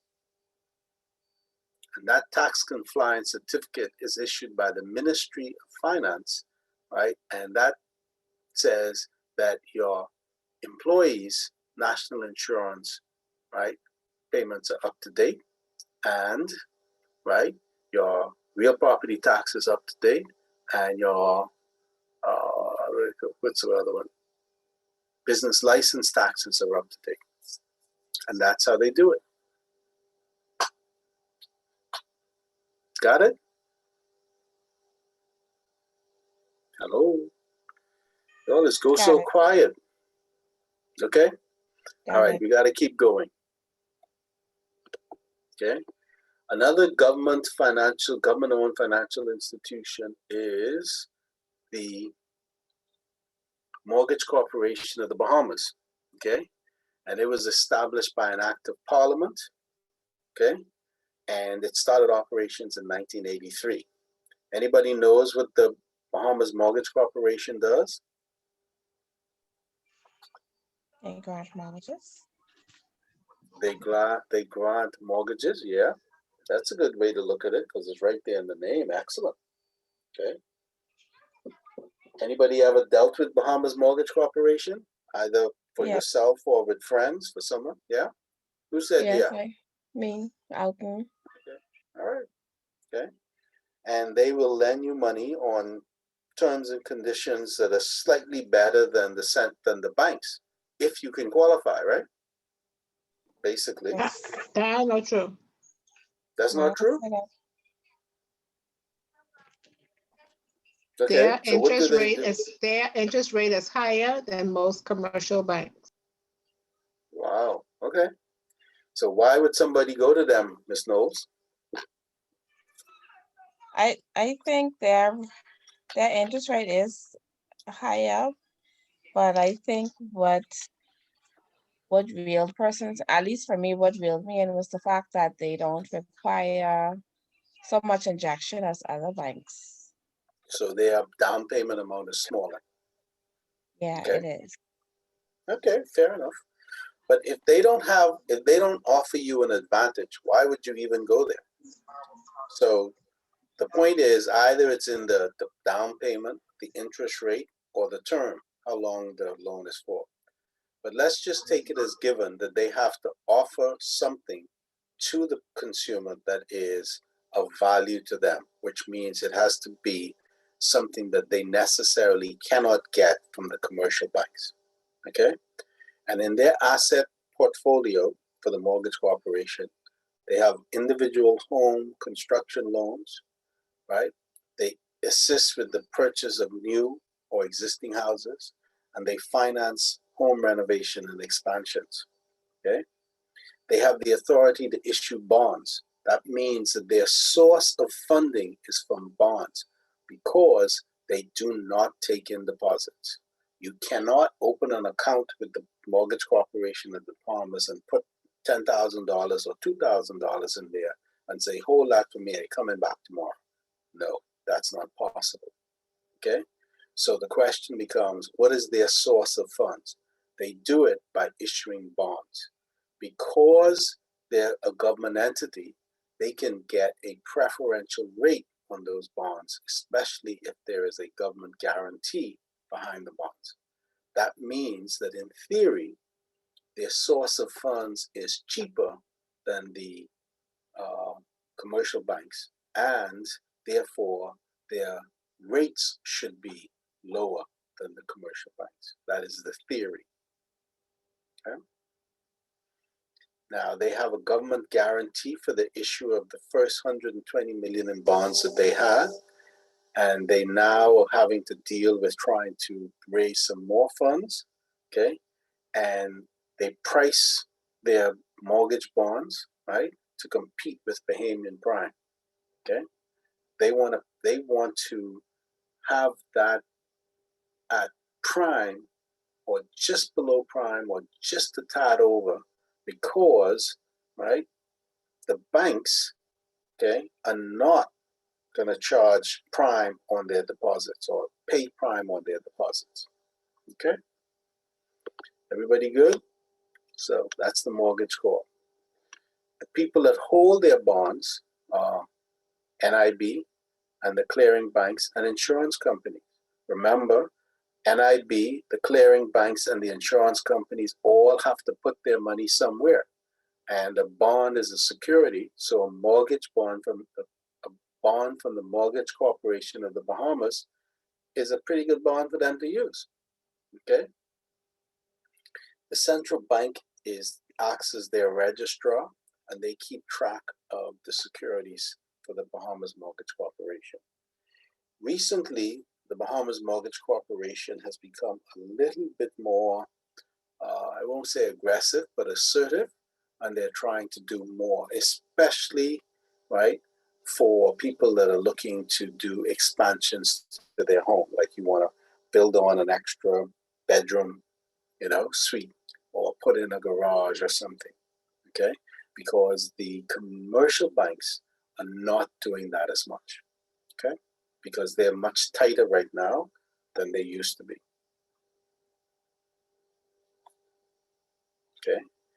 Another bank that we have in the Bahamas is the Bahamas Development Bank. And this is again owned by the government of the Bahamas, and they do not take deposits from the public either, okay?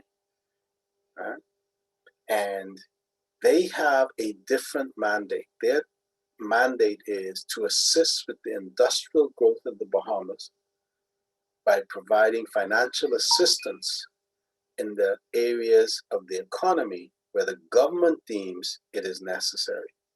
So they focus a lot on agriculture, fisheries, tourism, manufacturing, and transportation.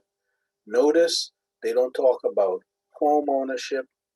They don't talk about condominiums for Bahamians. They don't talk about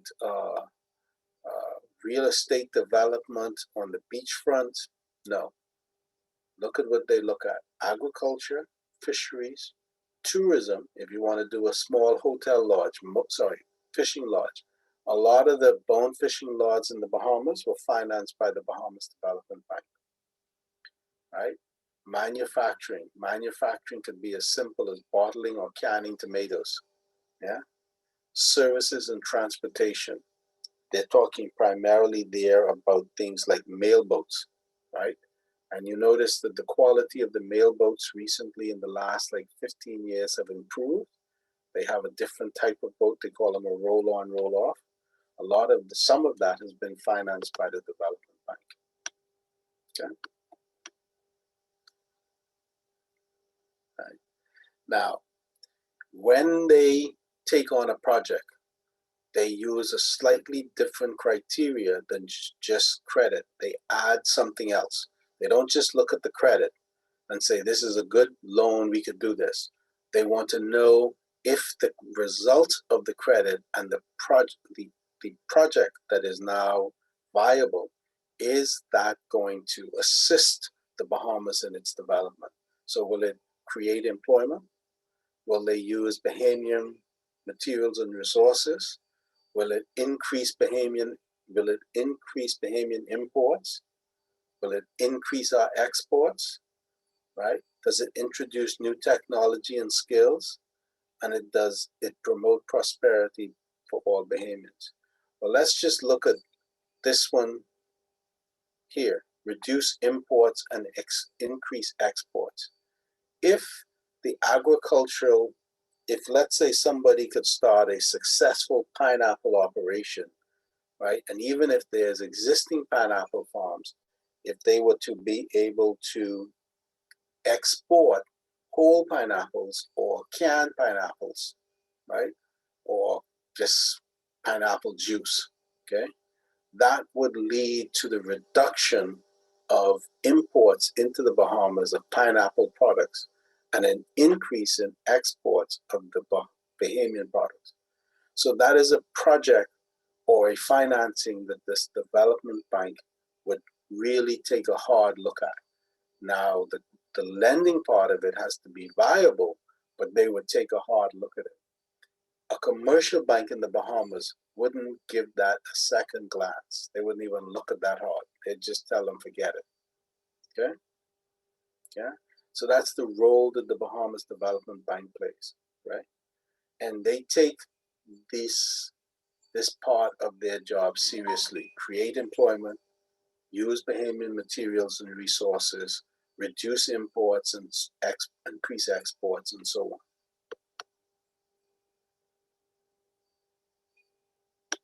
Okay. Now, that was it for the government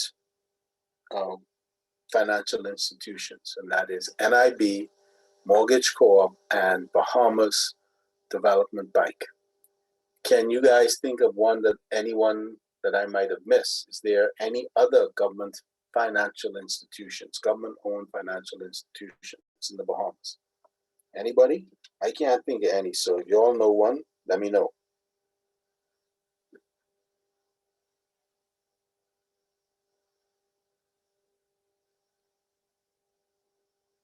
Anybody?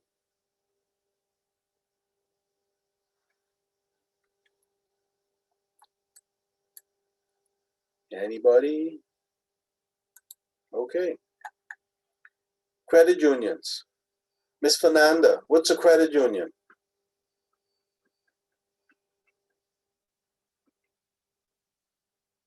Miss Shawnette Smith, what's a credit union? Um, Miss Smith, you need to put your video on. if you see my face. Okay. I'm not too certain of what it is in so much words, Yeah. but I know how they operate. You would have to be a member. Mhm. Somewhat you buy shares or something like that. Okay. Um, Sounds good to me. yeah. Okay. Can anybody add more to that or expand on it a little bit? How about you, Miss Whitfield?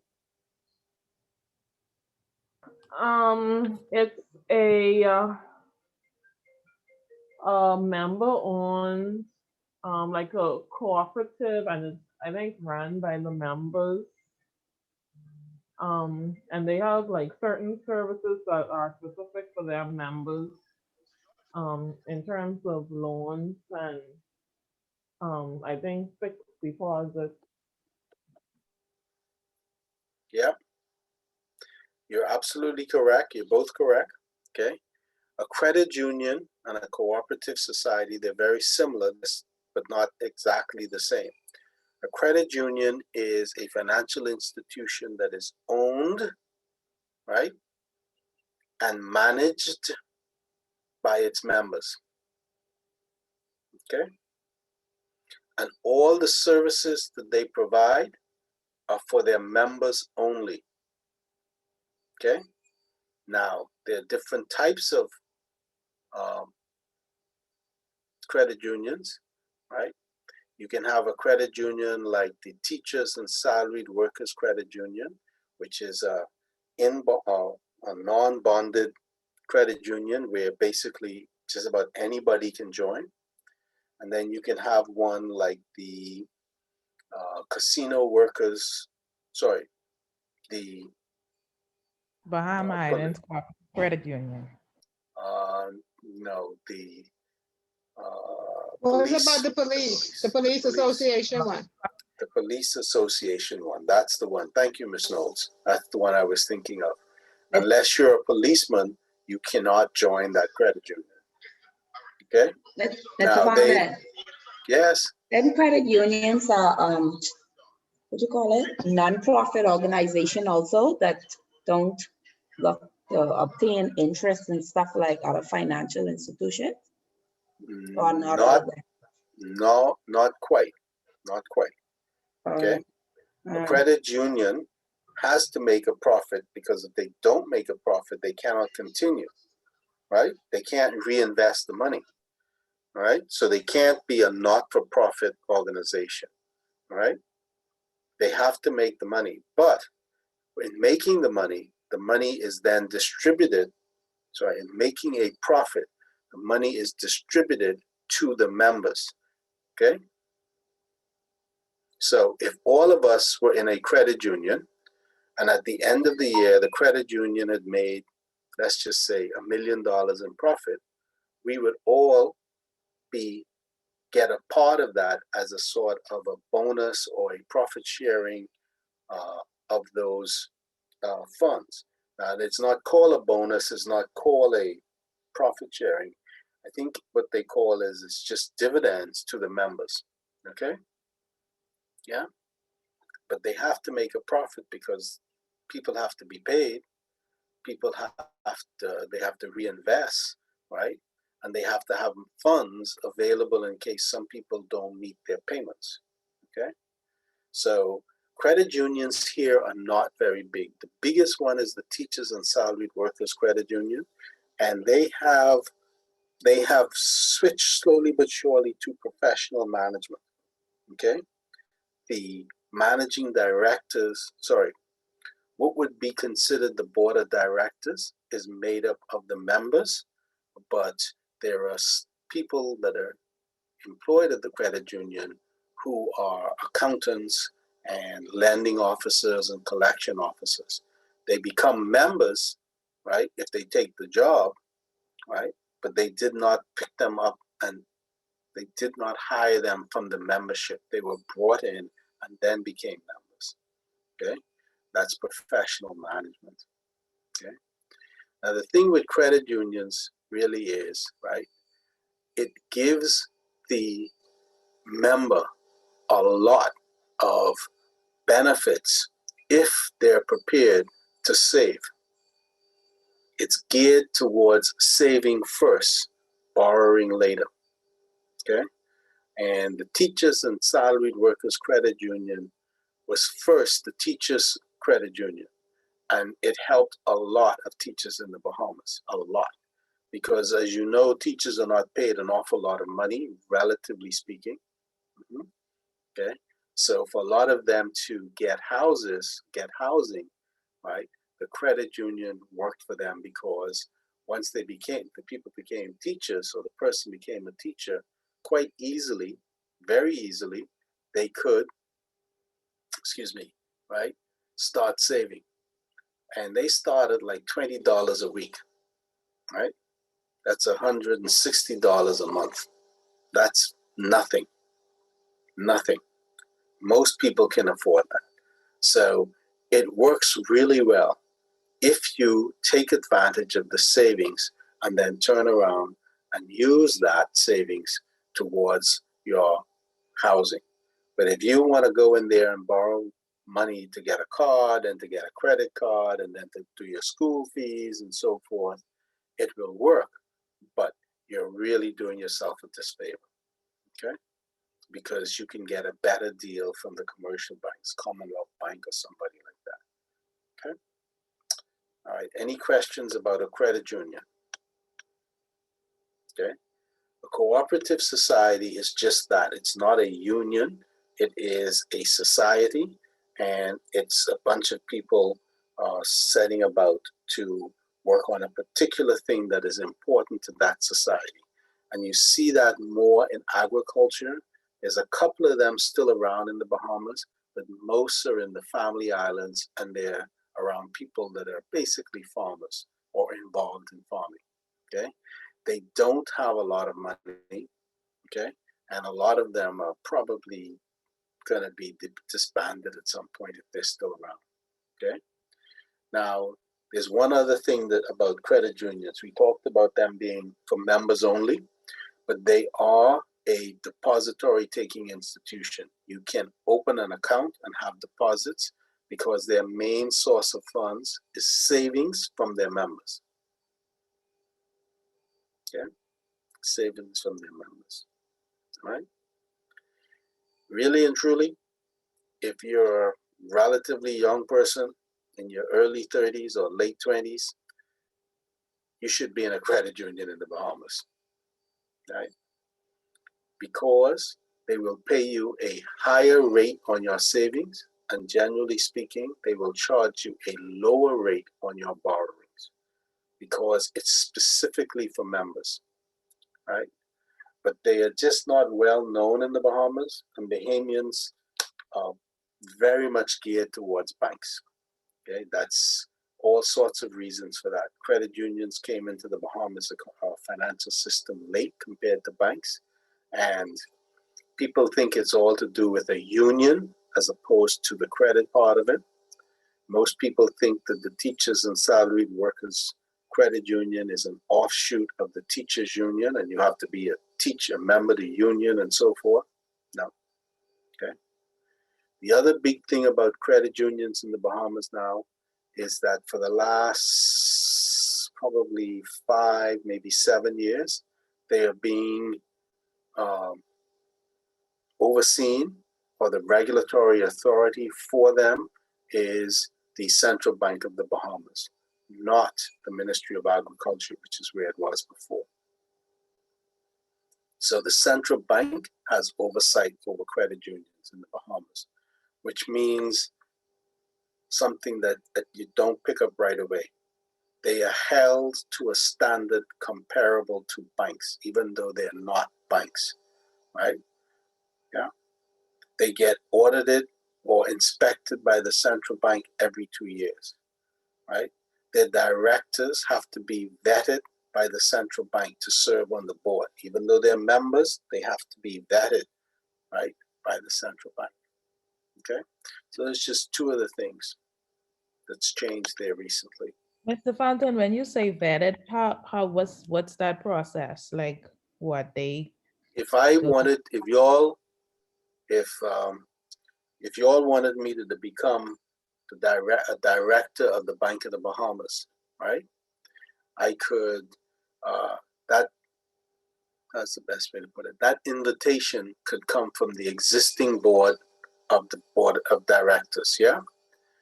But once that invitation is gone out and I accept, right, I have to submit a bunch of information to the central bank. And the central bank can veto my appointment to the board of directors of the Bank of the Bahamas, because the Bank of the Bahamas is a licensee of the Central Bank of the Bahamas. And one of the powers that they have is that they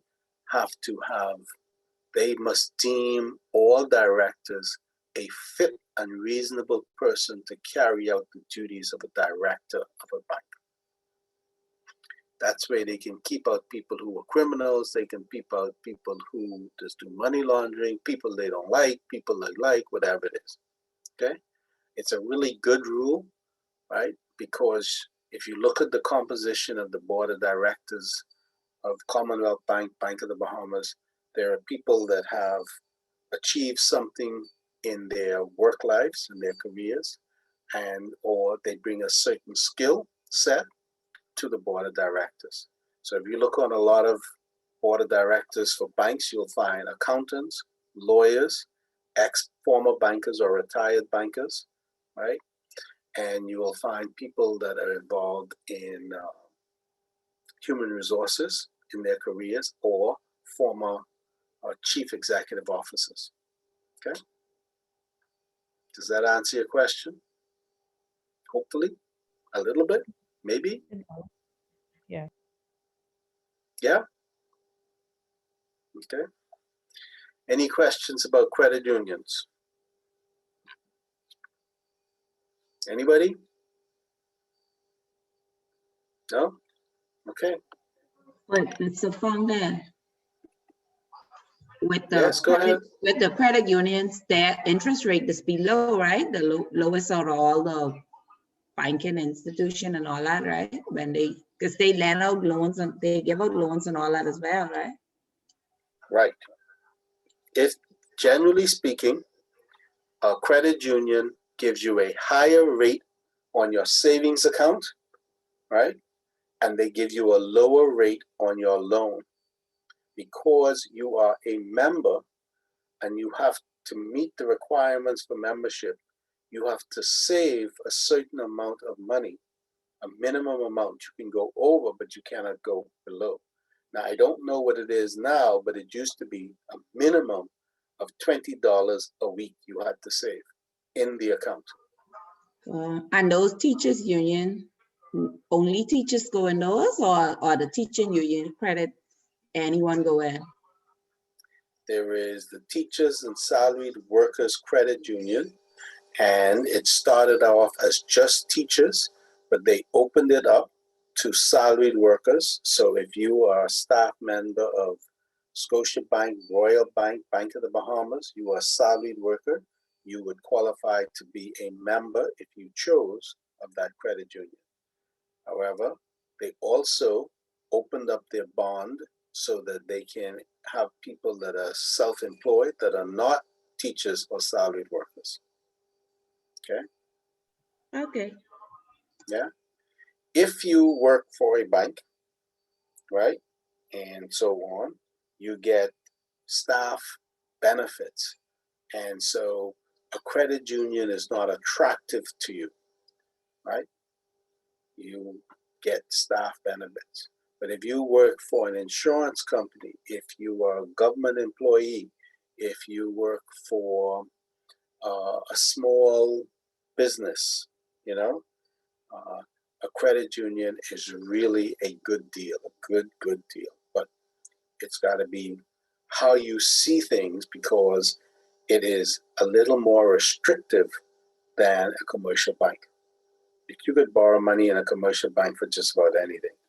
A credit union, it doesn't work that way quite the same. You can get a house, but getting a money to just go buy a car, 3 cars, 4 cars, no, that's not how they work. Okay? Any other questions? Anybody else? Okay. Now, we have insurance companies and we have pension funds. Now, in the Bahamas, insurance companies are not big players, okay?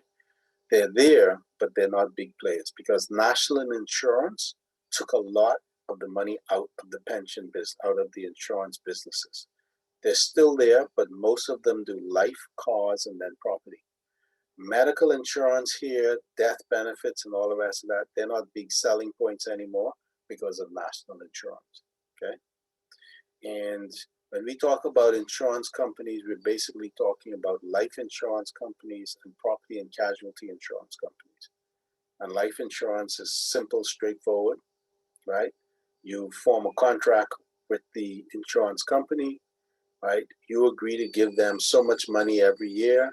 They agree that under certain conditions of your debt, right, the money that you put with them plus money that they earned on your funds will go to your wife, to your beneficiary. So you say to them, I want a policy that will pay $500,000 on my debt, okay?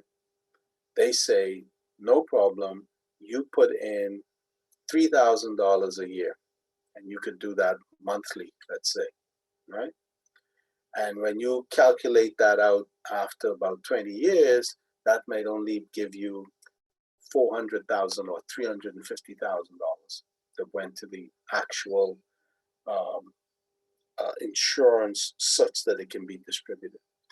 They have taken your money, right, and they have invested it so that it can grow up to that 500,000 in 20 or 30 years when they figure you're going to crop it.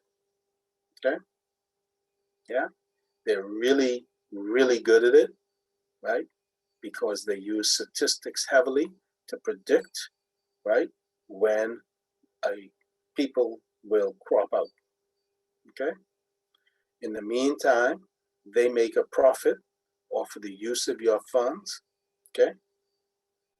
And they just have to meet that obligation. So the trick with life insurance companies is they have to be around. They literally have to exist for 50, 60, 70 years, right? Because you may start making payments in your 20s or 20 years old and may live to be 70. That's 50 years that you're making payments, right, Mia? Right, Shawnette? Right, Miss Russell? Right, Angelique? Yeah? Okay. So that's a big commitment. And what happens if they're not around after 20 years? Do you get your money back? Clico. Remember Clico? Anybody ever heard of Clico? Every once in a while, Yes, it's come up. with insurance. I was about to say check with Clico, but I think the people got paid out, right? They didn't get everything. They might have gotten paid out in the sense they got some of their money back, but they didn't get all their money back, and they didn't get the full amount that they had undertaken, that Clico undertook to pay them upon their debt. That's why with those life insurance too, sometimes it's good to take out that 20 pay life where once you've already paid for 20 years, it cover you until you die. That's it's a little more costly, but it's better to do that, because if you live until 80, 90, you know what I mean? Yeah, yeah, that could work. That's a great product. Yeah, that's I what I just, did with, that's what I I did don't, with but my son. So I now don't you're like, really past that. I don't have to pay life for him anymore. great. That's great. I don't like life insurance personally, and I wouldn't buy it unless I absolutely had to, and which is what I had to because I borrowed money to purchase a home, right, or to build a house, and the Why bank don't you like insisted. insurance, Mr. Fountain? Who's asking that? I am, Janet. Who's I? Shawnette? Well, I gotta pay you money to save for me. I could save the money myself. I'm pretty disciplined with money. I don't need you to save the money. I don't need you to invest the money. I can invest the money myself as well. Okay.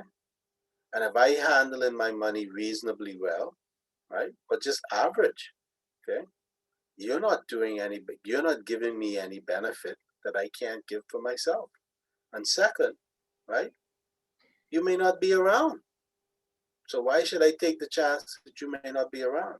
If I took the same money I was going to give the life insurance company in the premium and I put it into a savings account, and every year I took that money and put it into a mutual fund, or every year I took that money and put it into a series of investments, I'm doing exactly what the life insurance company is doing.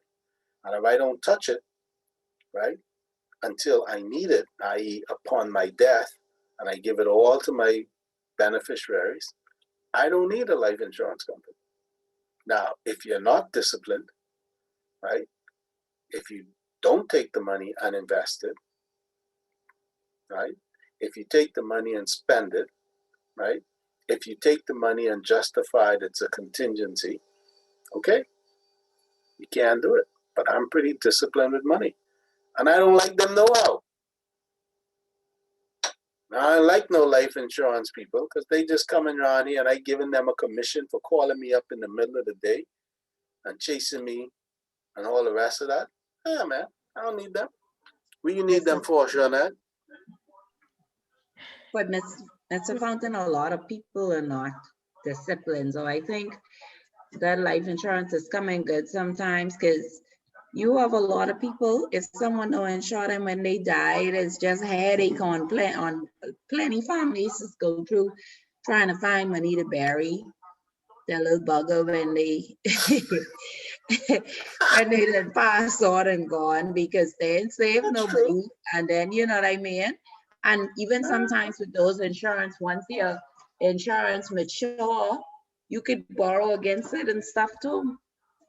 Okay, that's reasonable, And right? then you have some with like money back plan where every 3 or 5 I don't. years you get. I don't care what it is. I don't care what the plan is, Shawnette, right? I can handle my money better than anybody in any life insurance country in this country.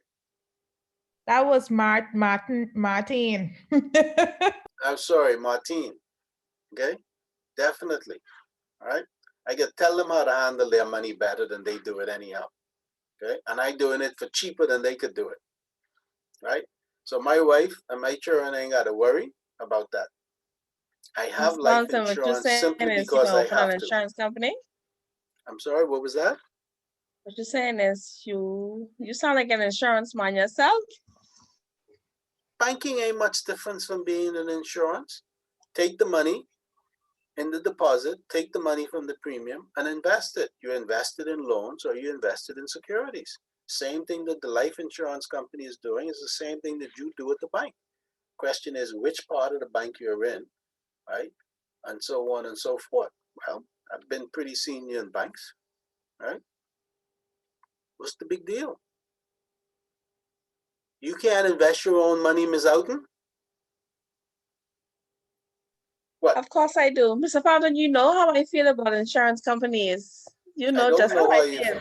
Oh, I do. Hey, okay, I Yes. could read your mind now. All right, right. I don't see the point now. Property and casualty, like insurance companies, the people who insure your home and your car, yes. I'm happy with them, okay? Because, right, they provide a service that you cannot provide yourself, right?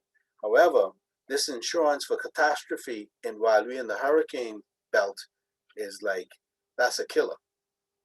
I can't afford to pay that. Even when I was working full time, I couldn't afford to pay that, right? It's just too much, okay? And they have no control. The local insurance companies have very little control over that. Okay, but the point here for this particular slide is to talk about the uses and the sources and uses of funds for insurance companies. And the life insurance companies, as we said, takes the premium, right, and promise to pay you sometime in the future under certain conditions. And therefore, their source of funds is the premium, and their uses of funds are the investments that they put the money into so that they can produce the returns to have the money, right, when you make your claim. And the same way, it works the same way for property and casual, or what we would call general insurance. Okay.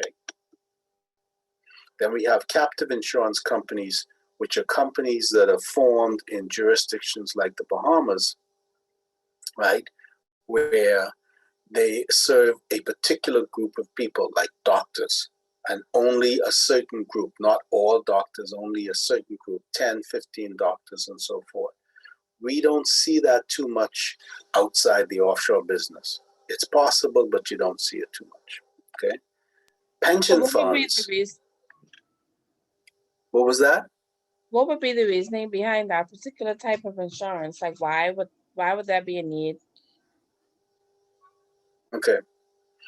You know, in the United States, I mean, not so much in Canada, but in the US, malpractice insurance for doctors, the premiums are very, very high because they can be sued for an awful lot of money. Yeah? Okay. Obstetricians and gynecologists get sued every day. Yeah? Every day, all the time. Okay? All sorts of doctors for different things. Okay? Some justified, some not so justified, but whatever it is, they get sued. So to try and protect, right, themselves, they get insurance. But if that insurance is too expensive, then they got a problem.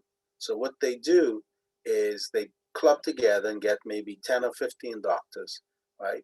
And they form a captive insurance company, and the premiums are cheaper, but the coverage can be substantial because they can build it up and then the money is invested. Okay? Yeah, that's the benefit to them. And then there are tax advantages to that from the fact that it's a captive insurance and it's in a low tax jurisdiction. Yeah, right? Now, pension funds is, after NIB, it is the fastest growing non-depository financial institution in the Bahamas. Everybody good? Yeah? Now, we don't have pension legislation in the Bahamas that's been passed, to the best of my knowledge. It may have been passed, but I don't think so. Okay? So people like Mia, who are in the Bank of the Bahamas, what they call pension plan, that's actually a savings plan. But you contribute and the bank contributes. And if you've been in the bank long enough, that can be a significant amount of money. Now, Ms. Cartwright, being in Scotiabank, they have a pension plan, and that might be administered out of Toronto because it's a foreign company. They may have it done here now. It might have gone local because it's Scotiabank Bahamas, and so they may be doing it locally, okay? But those contributions coming from those employees add up very, very quickly, and especially if it's got a number of employees, 100, 200, and they've been in the Bahamas quite a few years. Okay, so their source of funds is the contributions from the members, and their use of funds, is, right, where they make their investments in all kinds of things. They use the stock market more than probably anybody else. They put their money into stocks, bonds, car parks, all kinds of things. Okay, and in the Bahamas now, They are the biggest source of funding for investment, initial public offerings. Okay, pension funds. Okay, then we have finance companies and trust companies.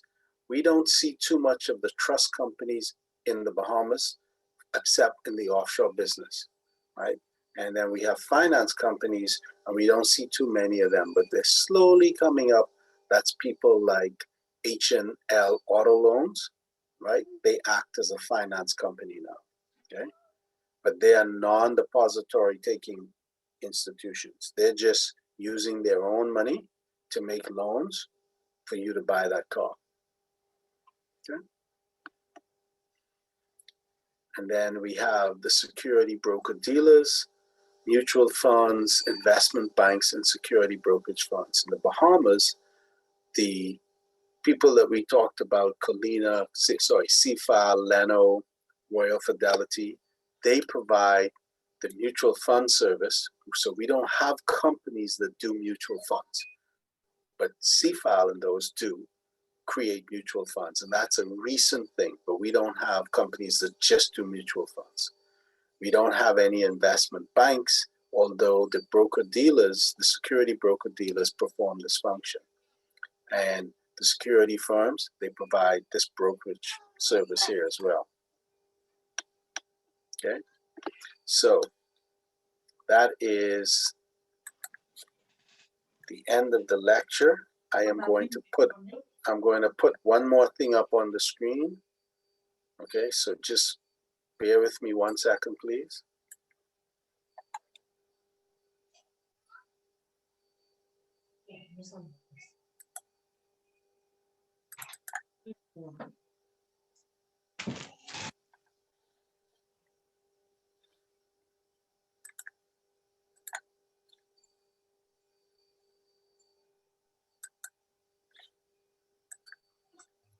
Okay, can you see that?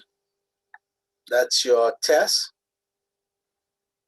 Okay, so if you sent your test back to me as a Word document, I marked it and I sent it back to you. If you sent it to me as a PDF, I told you what the grade was, but I did not send it back because I can't break into a PDF document. But we're gonna just go over the test now, okay? Mr. Fountain, Yes, when you get a chance, can you recheck mine and send it? Because remember when I sent you the picture, I afterward I was able to get in the document, in the file that you sent, and I resent it to you.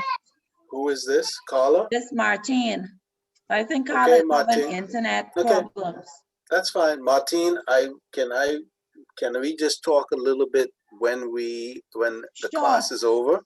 Because I Sure. could pull that up and I could take a look at it. Do not come out of Oh. Zoom, okay? Okay, no problem. Okay. So the first question was, explain the meaning of surplus units and deficit units. Most people got this right, and we're just talking about surplus units is someone who saves more than they spend, right? And deficit units are people that spend more than they save. Simple. There are different ways you could have expressed it. Once I understood what you were trying to say, that was fine. The next one was provide an example of each. A lot of you all just did not answer that question. You just didn't. I said provide an example, right? Some people did, and all I was looking for in the text, they said you could use college students or investors, right? Investors are surplus units, deficit units are college students, people that are borrowing money to finance their education. You could have said someone who has taken out a home mortgage, right? Anything. Some of y'all just didn't answer it. I don't want to hear about your individual questions. If you have it, we can talk about it after we finish this. Okay? Yeah? So tell me, you can just stay on and I can go through it with you individually. That's not a problem. But now, these are the answers. You have just received $150,000 in inheritance. Explain whether you were acting as a surplus or deficit unit in your relationship with your bank. Well, You're a surplus unit. But the question was really to ask whether or not you understand why you were a surplus unit. So you had to give me the explanation. To say you were a surplus unit was just not enough, right? It said explain whether you were acting as a surplus or a deficit unit. And you're acting as a surplus unit because you place the money into the bank as a deposit, right? And that's what the surplus units do, right? They put their money into the bank. They can put it in other places, but we were specifically talking about banks. Question 2. Commercial banks use some funds to purchase securities and other funds to make loans. The question is, why are the securities more marketable than loans in the secondary market? You know what the secondary market is, okay? We talked about pass-through securities, mortgage-backed securities, and so forth. The first part of this answer is securities are standardized. Okay. The second part of the question, the answer is they are liquid. You can buy or sell securities in a market, the stock market, like BISX, which is a secondary market. Loans are not standardized, and loans are very difficult to sell in the secondary market. That's why you have mortgage-backed securities, right? They're not loans, they are securities that are backed by the payments from the mortgages. Now that question was a little more difficult, and you had to have had a better understanding of it, of the chapters. So that was a little more difficult. Some of you got that, most of you didn't do too well there. Explain the primary use of funds by commercial banks versus savings institutions. Straightforward. Commercial banks make all kinds of loans. Savings institutions make mostly home mortgages. That's what we said. That's all through your notes. That's all through the text. Okay. 4. Distinguish between primary or secondary markets. Distinguish between capital and money markets. Some people gave me the primary versus secondary. Primary is where you issue stock into the market and the proceeds go to the issuer, or the bond proceeds go to the issuer. And the secondary market is where you trade existing securities amongst different investors. And some of y'all just forgot about the capital markets and the money markets and didn't even give me a definition or anything. They just skipped it and went on. Maybe they just didn't know. Yes. Sorry, what did you say with question 3? Explain the funds of commercial bank. Commercial bank make more loan and makes loans to just about any kind of loan. Savings institutions make loans primarily for home mortgages. So you can buy a mortgage, so you can buy a home, build a home, right? Buy the property, mortgages, real estate-based lending, not car loans, not credit cards, not vacation loans, not furniture loans, not funeral loans, mortgages. Sorry, Mr. Fountain, what was the response for question 2? I talking too fast for you, Mia, or what? I gotta get to question 5. Let me get to question 5, okay? Okay. Primary and secondary markets, we just went through. Capital and money markets. Capital markets, these are markets where securities trade that have a maturity of greater than 1 year. Money markets are where securities trade that have a maturity of up to 1 year or less than 1 year and are usually debt securities. Okay. What is the function of a mutual fund? Mia, what's the function of a mutual fund?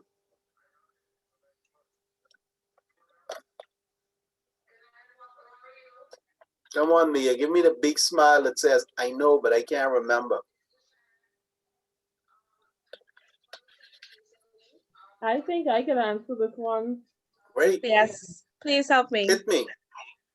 I tag whoever that is. Ms. Martin, is that you? Yeah. Okay. I tag Martin. Okay, the mutual fund pools money from many investors and invest the money in securities such as stocks, bonds, and short-term debt. Very good. Great. Mm. Why are mutual funds popular with investors? Miss Cartwright, Hold on, let her think you repeat could that answer first that for question me? for me, Mr. Fountain. Why? You want to write it down? Stop. You want to write it down? No. No, it's in the textbook. Go read the textbook or I get a already read that. microphone and record it. Okay? You got to do some work, Mia. You can't just write the answer down from somebody else. And that's Believe a me, I've simple read that question. chapter already and read it and took my time and read it, Mr. Fountain. And you got that wrong? Don't answer that. Stop that. Why you exploiting my business? I told you don't answer it. I didn't tell you you got it wrong. I asked you and I said don't answer it. And Miss Cartwright, why are mutual funds popular with investors?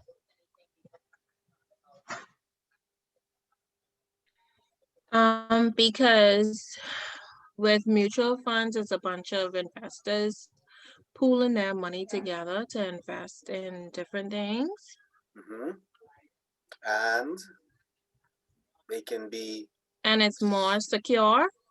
No, there's a lot of them, but they can be small amounts, right? You can put in 5,000, 10,000. You don't have to put in large amounts, correct? Correct. Okay. Also, you get professional management, right? Oh yeah. People who are Yeah. The supposed to know what they're investors doing. manage everything for you. Right. Okay. So in other words, they take the headache away from investing. You just throw your $3,000 in and then wait for the money for the return. Okay? Everybody got that? Miss Oughton? Okay? How does a money market mutual fund differ from a stock or bond mutual fund? I'll answer that for all of y'all. A money market mutual fund invests only in money market securities. A money market stock fund, right, only invests in stocks, equities. And the same with bonds. They only invest in bonds. That was a gift. Okay, now, right? Basically, when I mark your papers, I am not looking for you to repeat or regurgitate exactly what I have said or it's in the text. That's not what I'm looking for. I am looking for you to say to me you understand it and you can explain it in your own language. If you give me the same language that's in the text, that's fine. Okay? But if you give me language that you would use, I'm happy with that. But it has to make sense, right? And you cannot write something then say, Mr. Fountain, you know what I mean. I do not know what you mean. I only know what you wrote. Yeah? So you may mean to say something, but you write it in a manner that doesn't convey that. Okay? I can't help you. Okay? That happens a lot. Okay? That happens a lot. So most people say, okay, Mr. Fountain, he wants to see exactly what they say in the book. That's great if you can do it. But if you don't understand it or so forth, it is hard for you to write and explain it. So here's what I suggest to all of you, right? Write your answers or try to think about it like this. You're explaining it to one of your children, one of your friends, or someone who don't know nothing about this thing, okay? So Miss Oughton, if you wanted to explain to somebody the answer for question number 2, why are securities more marketable than loans in the secondary market, right? Using your own language, you might say the securities, right, all pass through a series of, how to put it, hurdles that are set by the regulatory authorities, so they all are standardized, okay? A stock is a stock is a stock. A bond is a bond is a bond. Yeah? A loan is not like that because you can have all kinds of different loans, okay? So the standardization prospect, the standardization part of it is a big deal, okay? Yeah, it's a big deal because if it wasn't there, right, people could rip you off, okay? Loans aren't standardized and they are not traded in the secondary market, only the mortgage-backed securities, okay? Now think about it like this. Can you go and buy a loan from Bank of the Bahamas, Miss Oughton? But could you No, go sir. on, but could you go onto BISX and buy shares in CIBC First Caribbean, Yes, you can. Commonwealth Bank, Yes, you can. uh, Fidelity, Yes, Bank you of the can. Bahamas, and they're all right there, okay? So number 2 is a little harder, but not impossible, okay? Okay, any questions about the test overall or any of the questions or anything? Not your personal, why did I get this right? Why did I get this wrong? How come you do this to me? You know, nobody loves me. No, not them kind of questions.